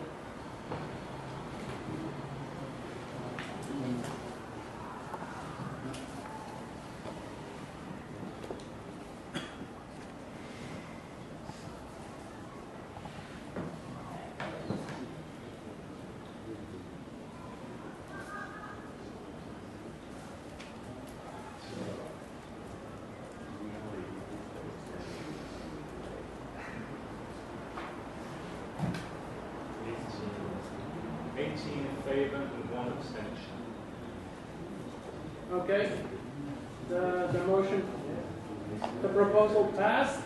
Please keep up your card if you want to be recorded. Should be recorded. Save recording everyone else. You don't want to be recorded? So Let me record. Yeah. If you want to be recorded, then we don't have to record anybody else. No, we just record anyway. Okay. What's your thing?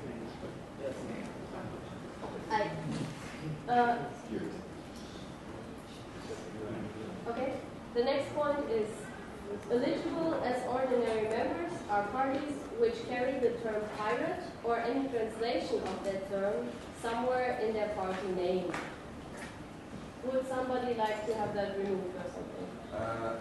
I just, like I said, for example, you can create a party with the name I fuck all the pirates, and it's good. So maybe to be more precise, to contain the term pirate, to carry the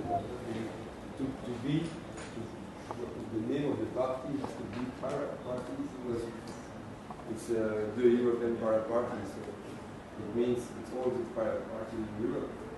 And the translation of it, I don't know, but this what you write like this, it's not sure we can have a surprise.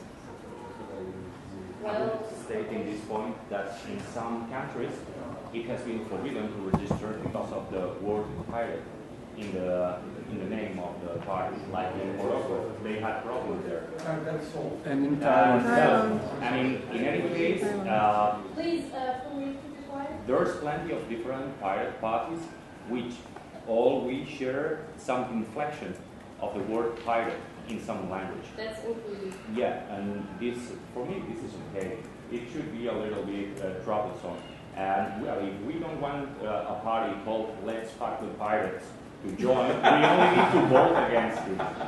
Yes, inflections are covered by this. That's Well, I just wanted to point out that the term piracy is defined by the United Nations. And recently, the European Commission tried to change the definition of piracy, but it was amended by Christian Engstrom, right? You might remember it. Anyhow, that's an interesting legal issue. I heard someone mentioning Morocco. That situation is eventually resolved, but we are for the EU. And within the European Union, there are no serious objections against the word pirate.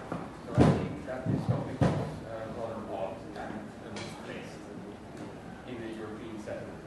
Any more general comments? That doesn't seem to be the case. Does anybody want to file a motion against this point? Not the case, so we proceed to vote on the eligible as ordinary members are all parties which carry the term pirate or any translation of that term somewhere in their party name. And perhaps we can just clarify to say or any translation or inflection of that term, so it's completely clear that the inflection is uncomfortable. Okay, so can you do the vote? Yeah, please raise your card.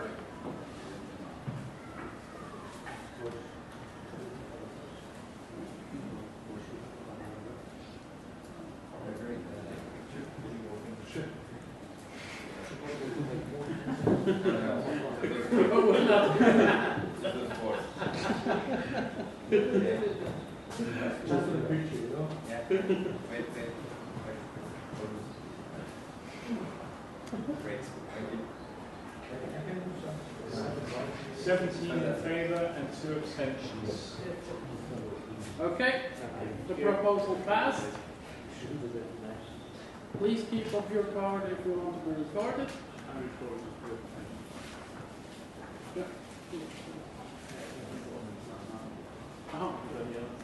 Okay. The abstentions are recorded. Everybody else agrees. Thank you. Okay. Last point, last requirement for ordinary membership is to maintain a democratic political base and a democratic internal structure. Would anybody like to object to that? That doesn't seem to be the case, so no motions on this point. Sorry? Clarification, this does include direct, and liquid democracy. Liquid democracy is a type of democracy, but it doesn't just have to be. clarification, so it's in the middle. Yeah, it's included, but it's not. If there's representative democracy in the party, that is also fine. So, if there are no motions against this point, we can vote on this point, and then I'm going to ask if there are points to be added. And then we're done with ordinary membership, eligible criteria. Okay. Please raise your cards. So this is to maintain a democratic political base and a democratic internal structure.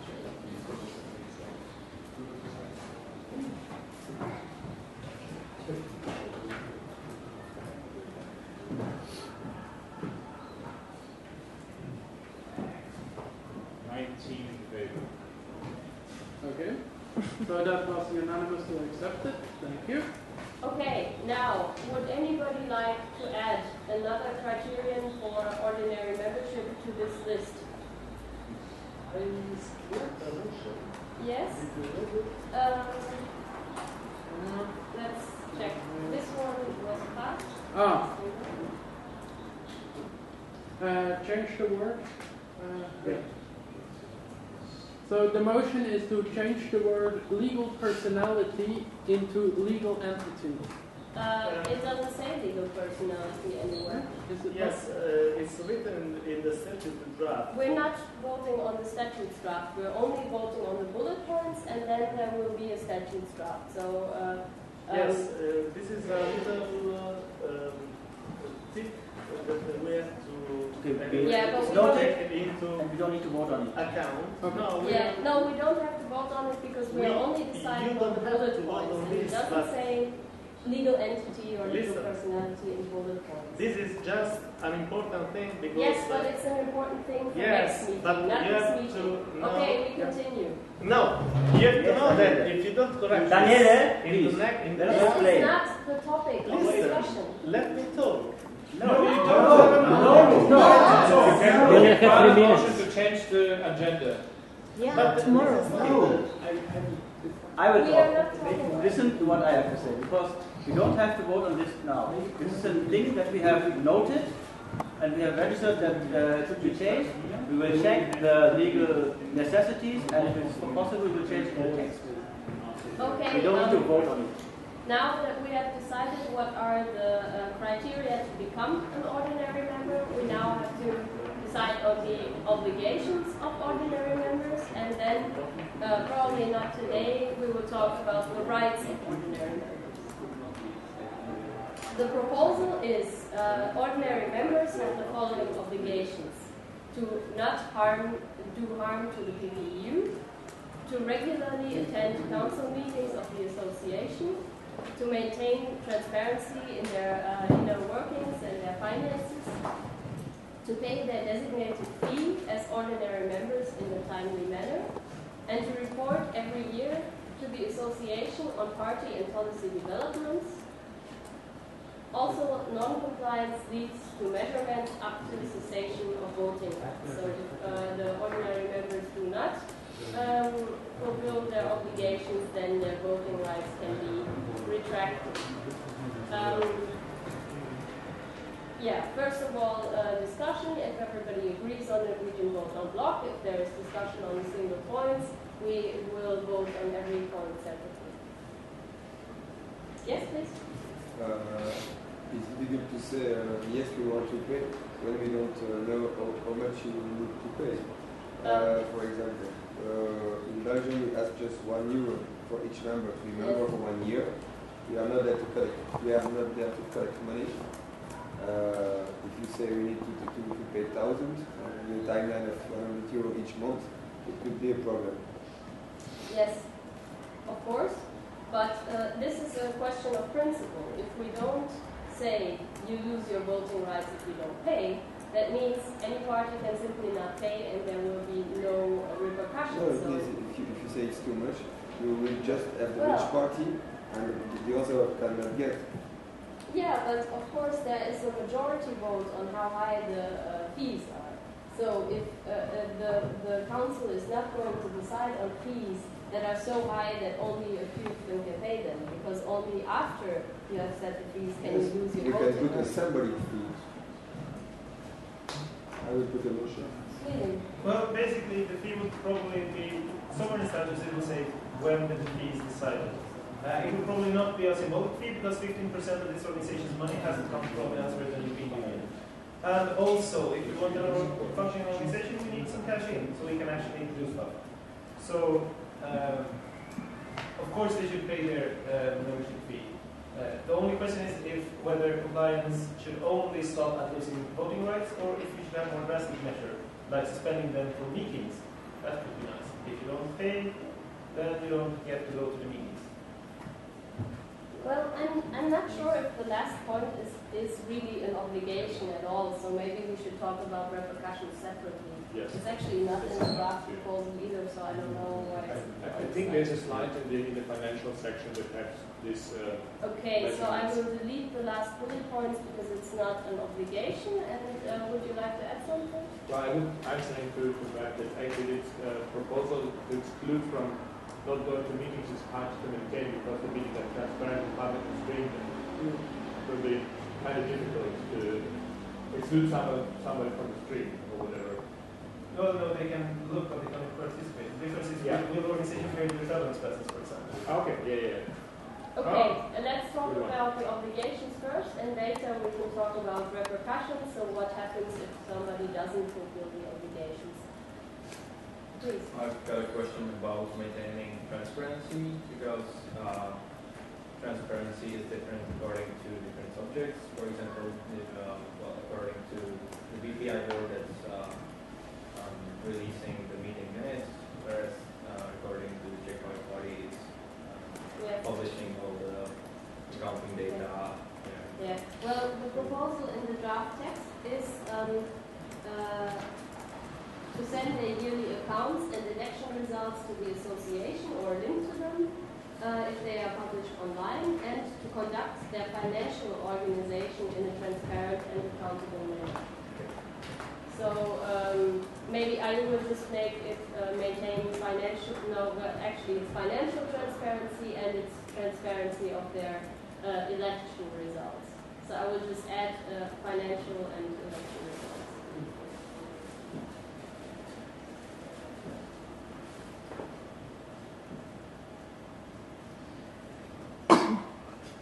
Would anybody else like to comment? Yes, I would suggest that we remove that. If we can't agree on transparency, it's better to have it removed. And also, I don't see the need for this organization to get the financial transactions of its members. It's actually not a problem for PPU how we embezzle money into. If we want to embezzle money, it's actually mostly the members of the Swedish Party problem. Okay, I think we should keep the transparency criterion. I think, first of all, both the election results and the finances could be something that is considered when we are talking about the voting weights of the members.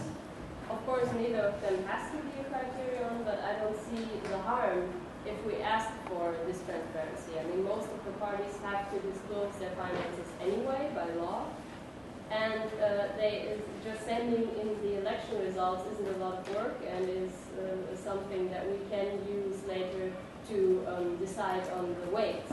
So I would advise to vote against this motion.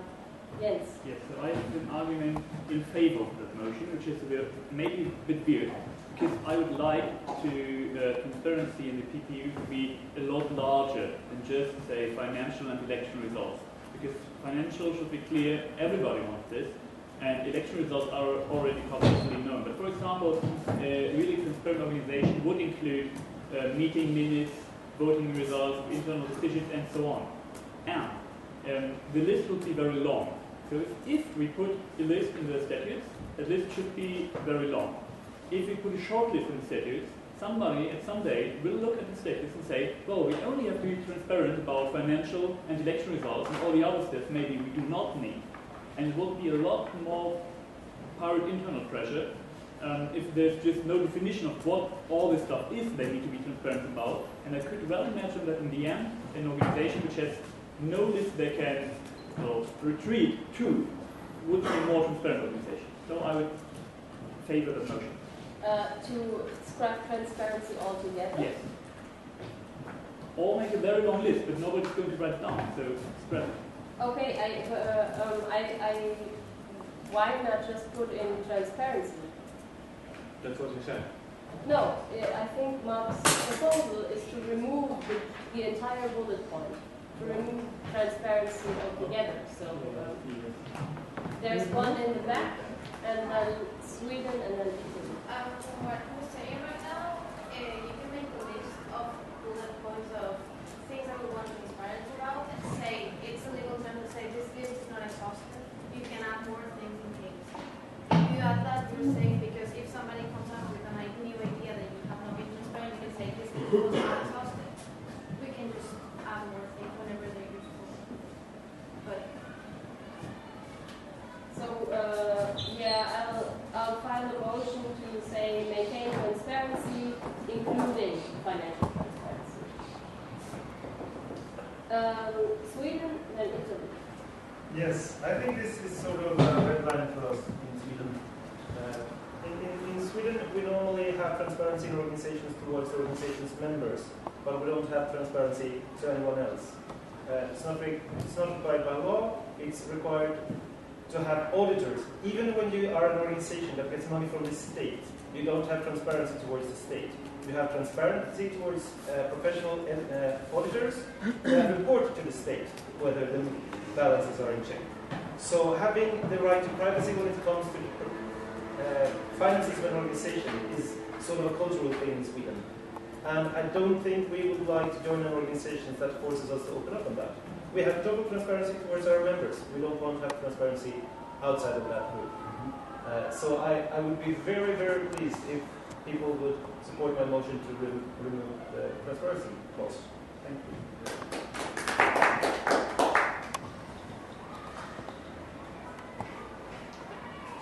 I think we should just, okay, Muriel, Daniele, Muriel, Mark. Yes, I am totally in favor with Sweden because they are coherent.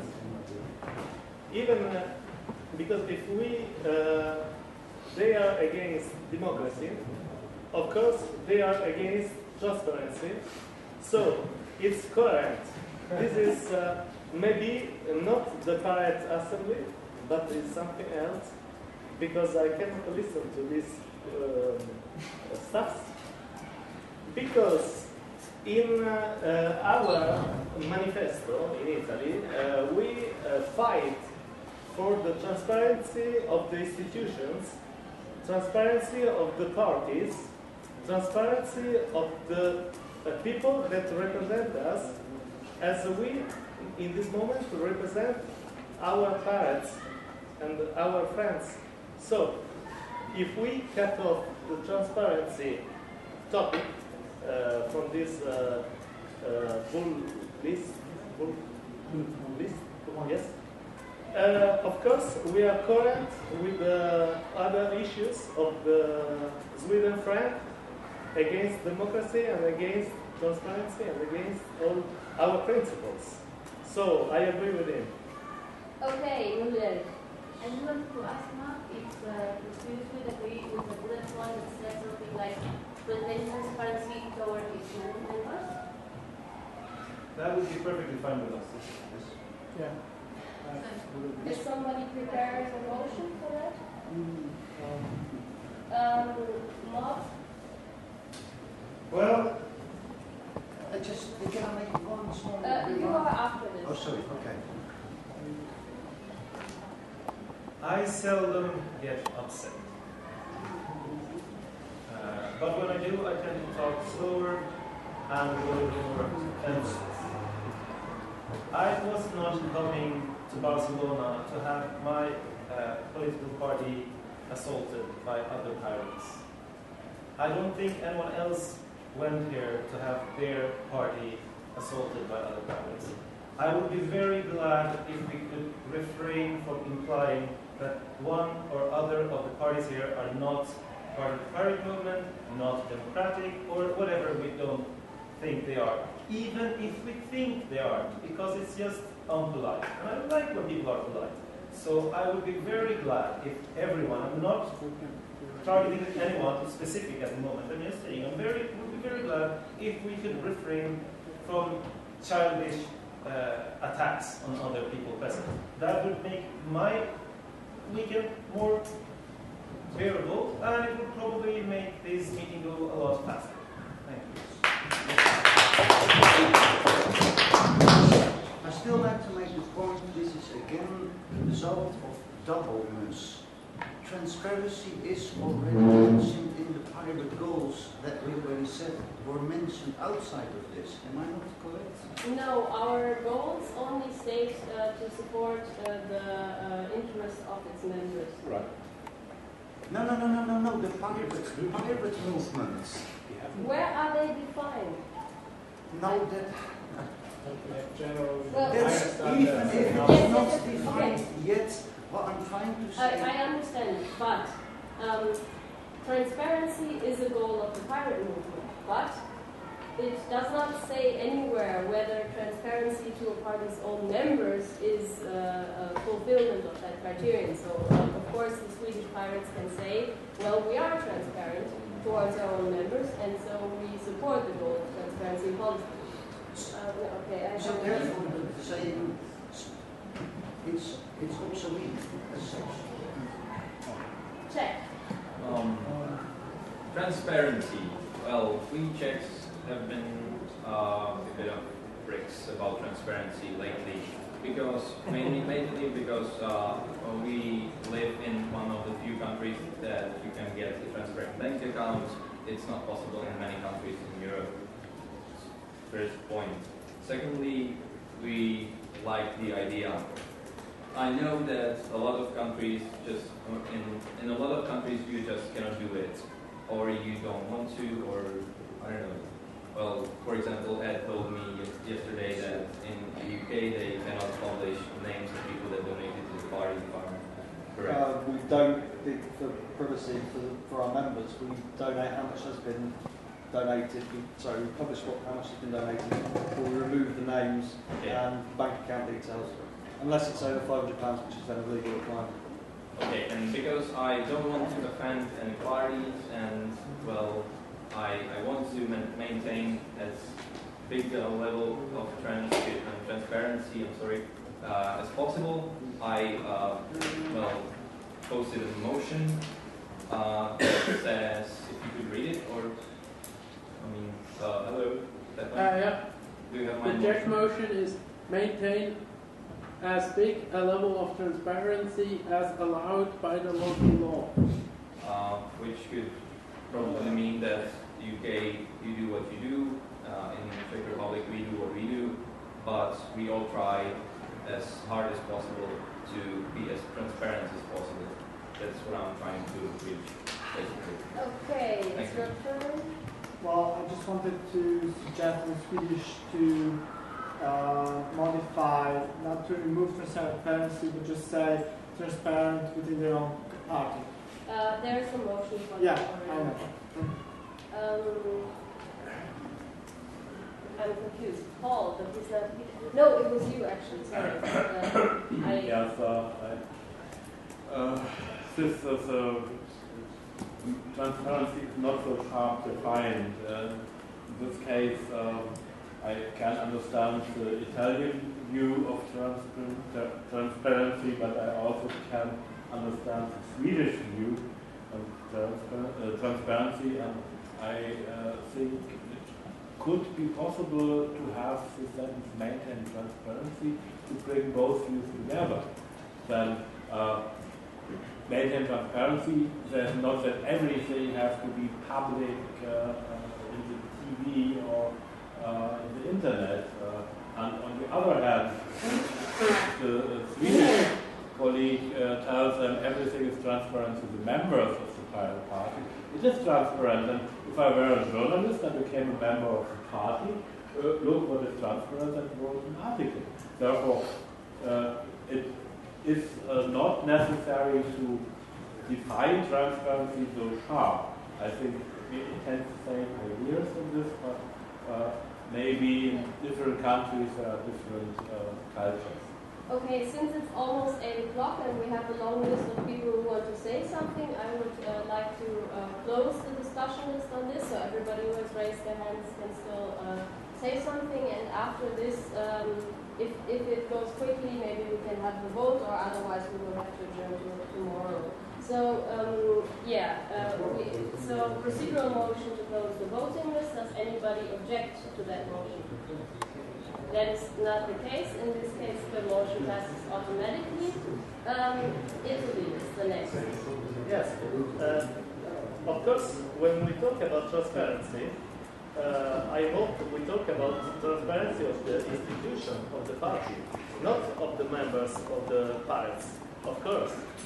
So, if we want to correct this issue, I agree, but to cancel it because can be understood or misunderstood is not proper, because the ordinary members, of course, have to guarantee, not only maintain, they have to guarantee the transparency of the PPU. So, this is what I expect of the management of this party. I expect from the management of this party that they guarantee the transparency of the finances and whatever they are doing. Okay. Okay. So yes, this is. Thank you. Could we keep it short because it's already 8 Yes. o'clock? So I think we've got just to finish, in Italy we have the cash book public. So in Italy we in public. And we get your point. We know what you mean. Please let us continue with the other speakers. Yes, it's already very late. The Netherlands. Okay, well, I'll be blunt. I'll be short, and I might be wrong. But I do not think that we are here today in order to prevent war between France and Germany. Neither are we here today in order to create a new superpower or whatsoever. We are here for collaboration. And as soon as this line passes, it will be corrosive to the independence of all of us. And that's why I will vote against this motion. Okay, Switzerland. Anything? Okay. There was somebody in the back. Yes? Okay. France? Just quickly, we are for transparency in France, but we also protect privacy. And currently, the statutes by Rapporteur France that were voted by our members says that we shall not publish the identity of the people who are members, and that the vote even doesn't know that only the people who treat it. So it's really important to remain secret after the moment, and we vote the amendment of our Czech Republic, our Rapporteur France, as it is now, will not join. Okay, Grigori? Yes. So actually the question is, would it be okay for the Swedish Pirate Party to really like maintain transparency towards the organization, like towards not the general public, but towards the PPU? Yeah, you can answer to this. Well, I don't think it would be a red line, but I don't see why the organization should require that of their members. Okay, UK? Yeah, well, I thought earlier on, right at the beginning, we voted to say that PPEU would respect the sovereignty of its members, and so requiring them to change perhaps their statutes to become transparent is something that seems to go against what we've already voted. And secondly, I would say that any sort of transparency should be transparency in dealings with PPEU, but not necessarily requiring it transparency of anything else. So transparency in discussions between the member and PPEU, that's as far as it should go. Can you perhaps wait just for 5 minutes with this handling the place? Thanks.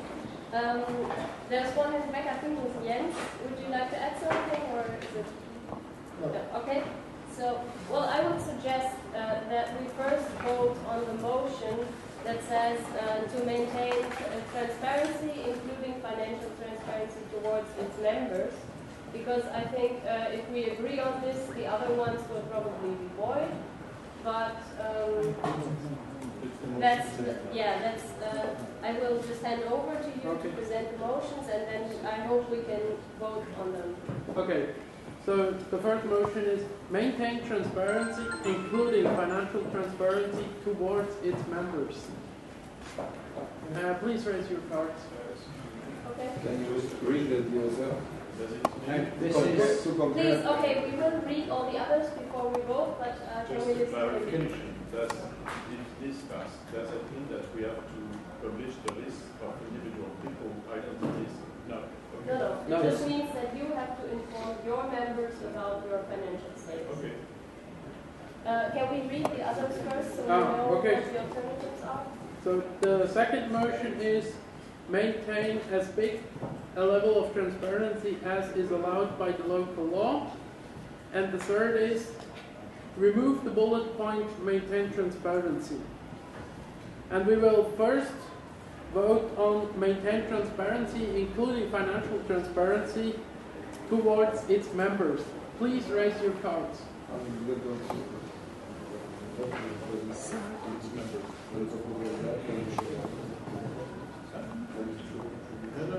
This is the voting actually. This is not the.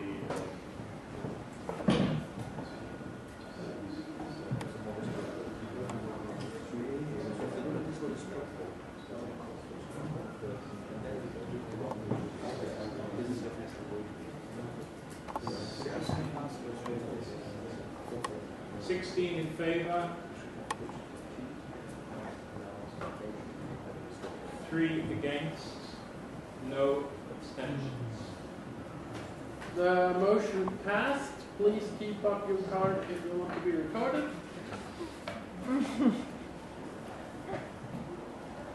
Tomorrow we can accept it.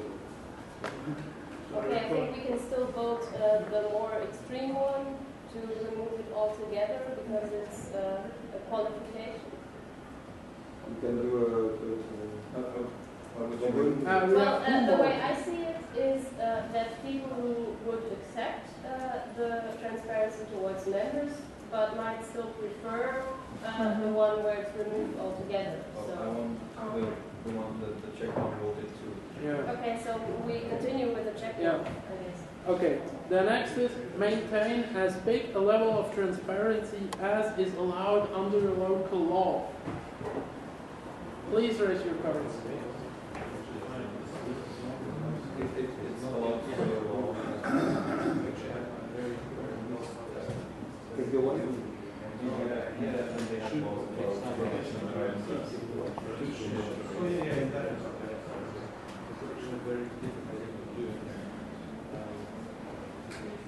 Take your time.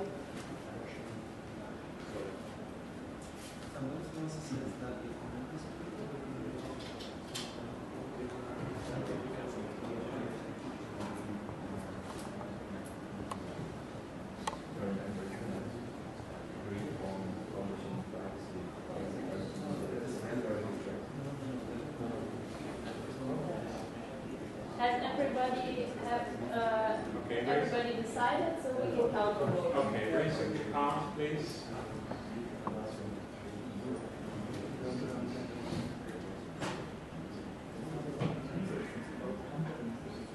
Six in favor.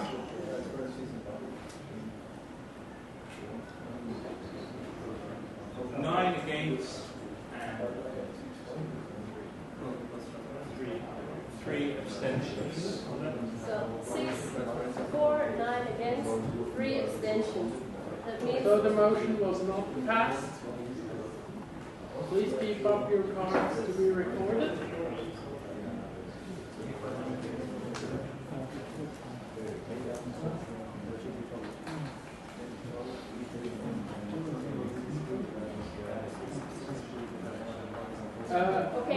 Do you wish to maintain your motion? Yeah, of course. Okay. Keep them up for a second if you want them recorded, but listen to this.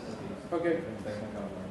So the next motion will be remove the bullet point, maintain transparency. Hang on. And hang on, Just let me count the others. hang on for the recording, please. We're recording the votes for the last one. Yeah. That's not the minutes. Record, good. Excellent.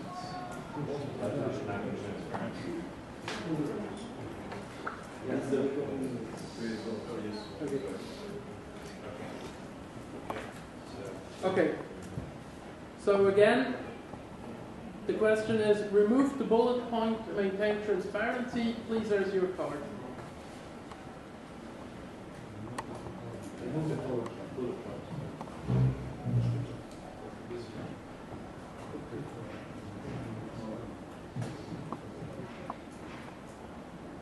3 in favor.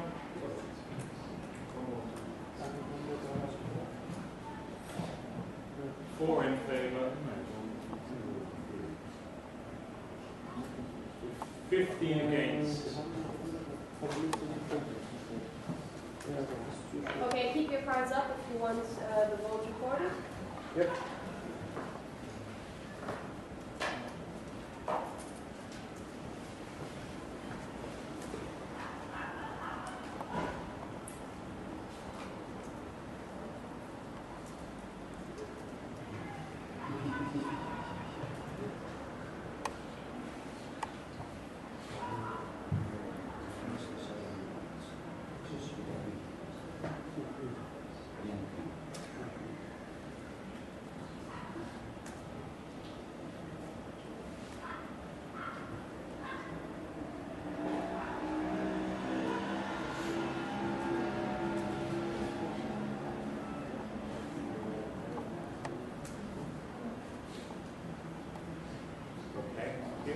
Okay, so. Okay, can I finish this point? It's on, well, maybe. Okay, basically we have decided on the bullet point to maintain transparency, including financial transparency towards its members. So the parties do not have to file their accounts to the PPEU. Now we can either make a cut here, or if there is no discussion on the last 2 bullet points, we can vote on them. I don't There are know. motions on them. There are motions on them, then I think we have to... Yeah, 10 past 8, we have to finish the meeting for today. Yeah. We'll continue where we stop tomorrow, and there are many more topics for tomorrow. We cannot cover them all, but tomorrow we'll have more details. I will not do anything today. So I thank you for your patience. I thank all the helpers here in front.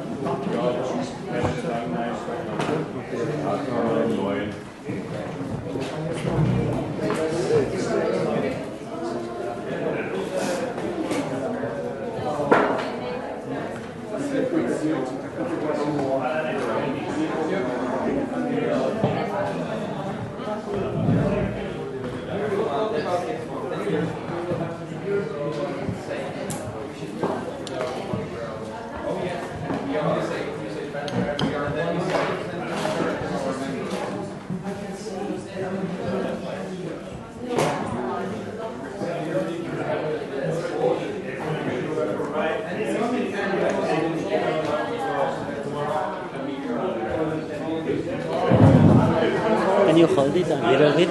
Just, can you hold this here, please? Yeah, sure. Just a minute. Also, das Ding ist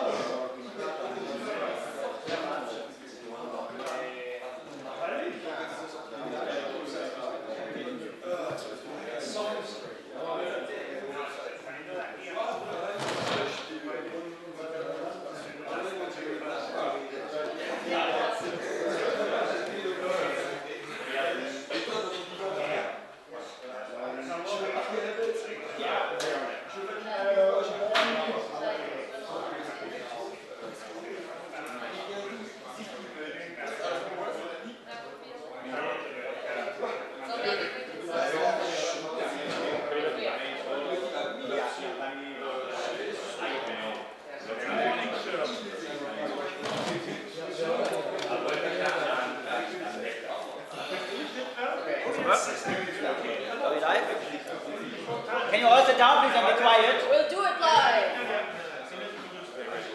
I think so.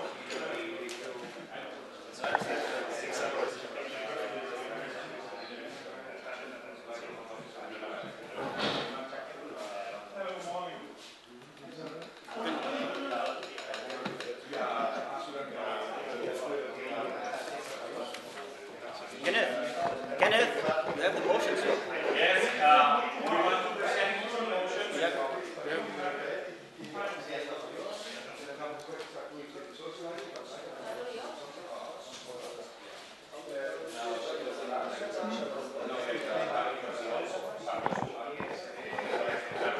Can you all sit down, please, and be quiet? We are starting, okay? Thank you. So we're opening the session for today. There are a few procedural motions that we want to go through. Then we have the leftover topics from the membership session from yesterday. And then there is time left. We should discuss the agenda on what to do with the rest of the time. We'll continue with we'll start with the procedural motions to change the rules of procedure, I think. If you want us to explain a little bit about it, it's almost the same. Yeah, we read them and then you can make a statement. Okay, the first one is from Kenneth: limit the total amount of votes of all participants to a maximum of 2 delegated. Good morning. Morning. Morning. We were just talking about you. I know. Justification: increase democracy and avoid excessive concentration of power in a single person, and to ease the task of the beholder of delegated votes to avoid mistakes. Okay. Has everyone understood the motion? Okay, request to speak? Yes. Okay, I think you start. Okay, I have Sweden, Gregory, and then me.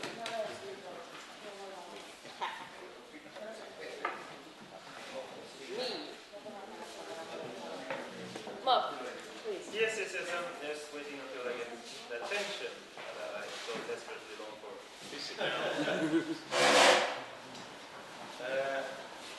Our rules of procedure are probably not the best rules of procedure ever.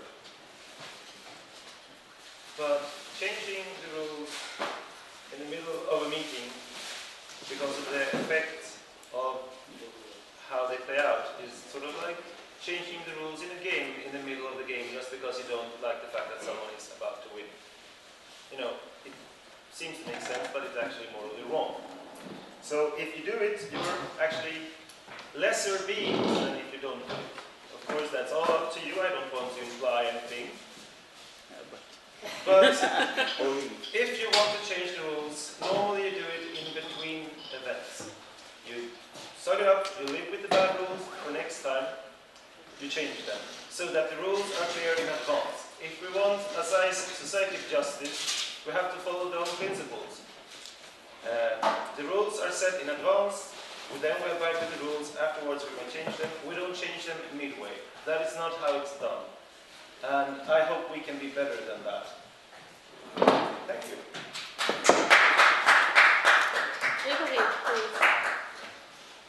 Good morning, everyone. Excuse myself for being late. I was stuck in the train for 25 minutes for no reason. I guess such stuff happens sometime. I'm very glad that I'm on time back, so to face this motion. And of course, whatever the countries I represent here, strongly oppose this change of procedure in the middle of a session. We would suggest that if such a need for limiting, actually there's no sense anyway in limiting of how many countries one delegate can represent, because the countries have actually put some trust in their delegates and have communicated in advance, so there were preparatory sessions of clearing how their position on several points would be. So that would actually make not really sense why it is possible for a person to represent more than one delegate or 2. Even the motion is why 2, why not 1. In PPI we have the rule that a delegation consists out of up to 6 members of a country, but then you get a vote for the country, and a country can give another vote to another delegation as a proxy, but only one delegation can accept only one proxy vote. this is happened for avoid, like, for emergency reasons. If something happens, it's impossible to that something happened, the delegates take at the airport, whatever. So that we still get representation in the event. But for this proposal, actually, it makes not really sense, because this is like something that would be created anyway in advance. So actually, what would be the difference? And since many of you are talking about liquid democracy and actually propose it even for this very session to follow the rules of liquid democracy, this is how the liquid democracy looks like, really. And even if you were following, I was representing the countries I represent by also splitting my vote according to their interest and according to the consultation I had with them. So it is really would create a more hassle for countries and would get a worse representation for them at this conference, and due to this also a weaker start for the Party of Europe, because this everything would be kind of fluid of have it played some procedural tricks to trying to limit some influence of some countries, which really we will see how it will go, but probably will even result in some official complaints about the conference and maybe questioning the whole result of the conference as such, which I don't recommend to do. And personally, I'm absolutely not a fan. Whoa. Probably need better space. I think my coffee might be a bit strong.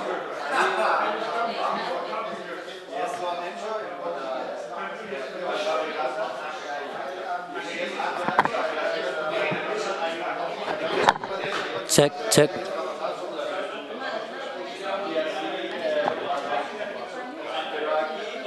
Check, 1, 2, check.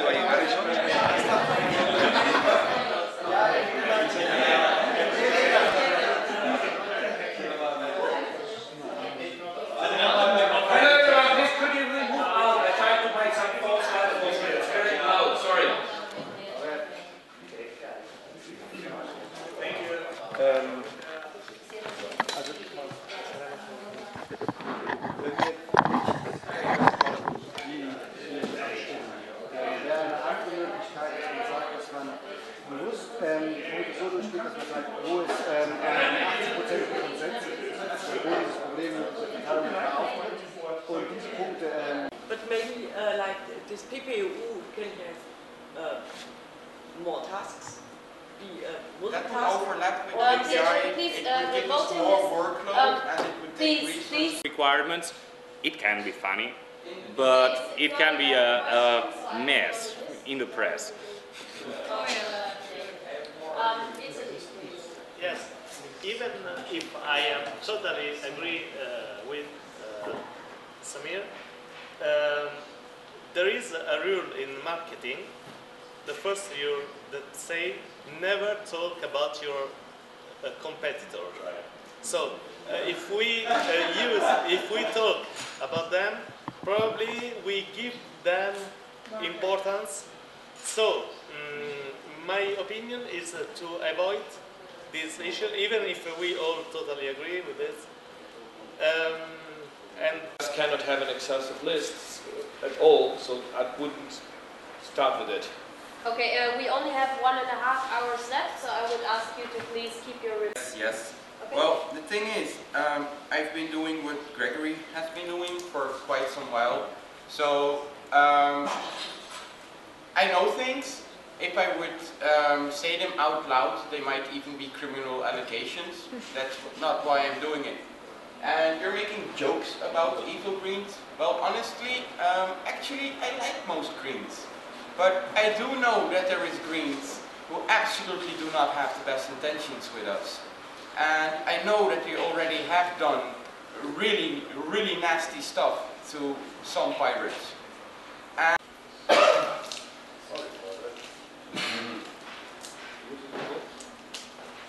This will record. Yes, this is recorded. Thank you. Okay. If there are no more motions on this bullet point, then we vote on the proposal. The proposal is eligible observer members have to carry the term pirate or any translation of that term somewhere in their party or organization name. If you want this requirement for observer members, vote green. If you don't want this requirement at all, vote red. Please raise your cards.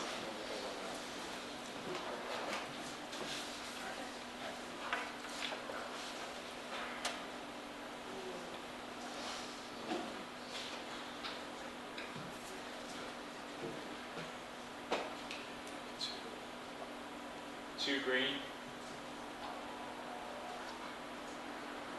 12 red, 3 abstentions. Okay. This bullet point has been rejected, so there is no requirement to be called pirate or anything like that. The next one is void. Intend to participate in elections. Since we allow non-parties, we don't need this one.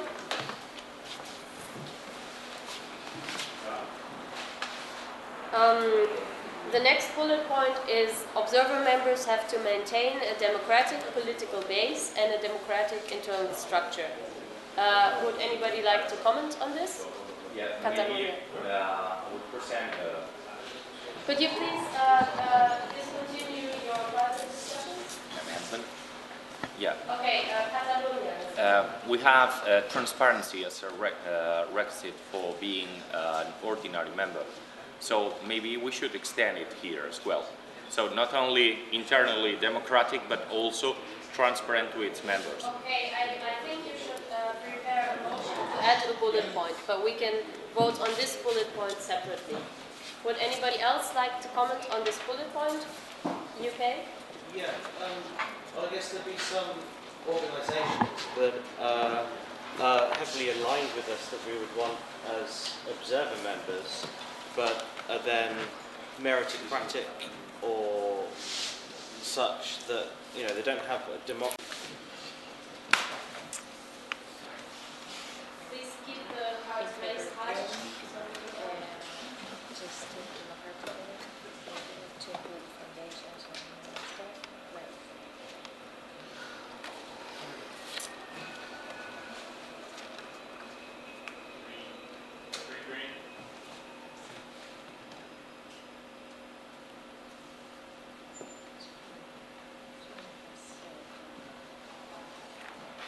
Red and 1 abstention.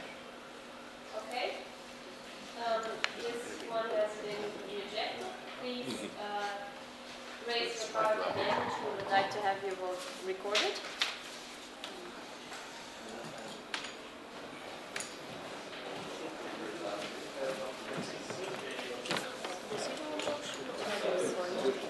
Ich mache erst den letzten und dann machen wir weiteres.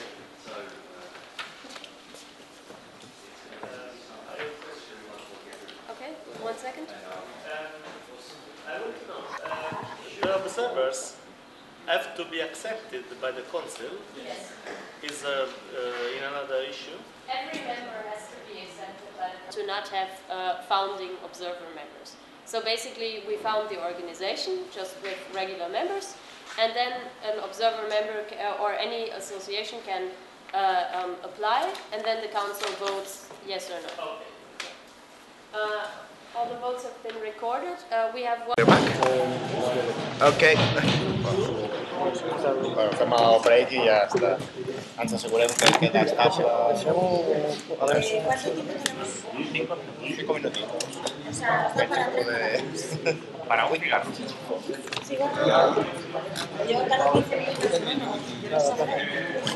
You're rebooting the Mac. Claro, mira. No, a veure, què passa? Sí, és que no sé per què el disc anava marxant. I fins que ha fet pas? Ja, ho he fet moltes vegades, però jo he pogut reiniciar una plaça que no té connectar i ho he fet. Va, bueno, farem 10 anys. Però aquest és un altre, no? Sí. Tampoc hauria de ser per les cançons, però Es curioso que muntatge, que se't desconnecti, pot ser que se't desconnecti després passar una mica sense tenir capacitat d'altre, que és un programa. Vaig avisar amb aquella tropa de que ja tenim que...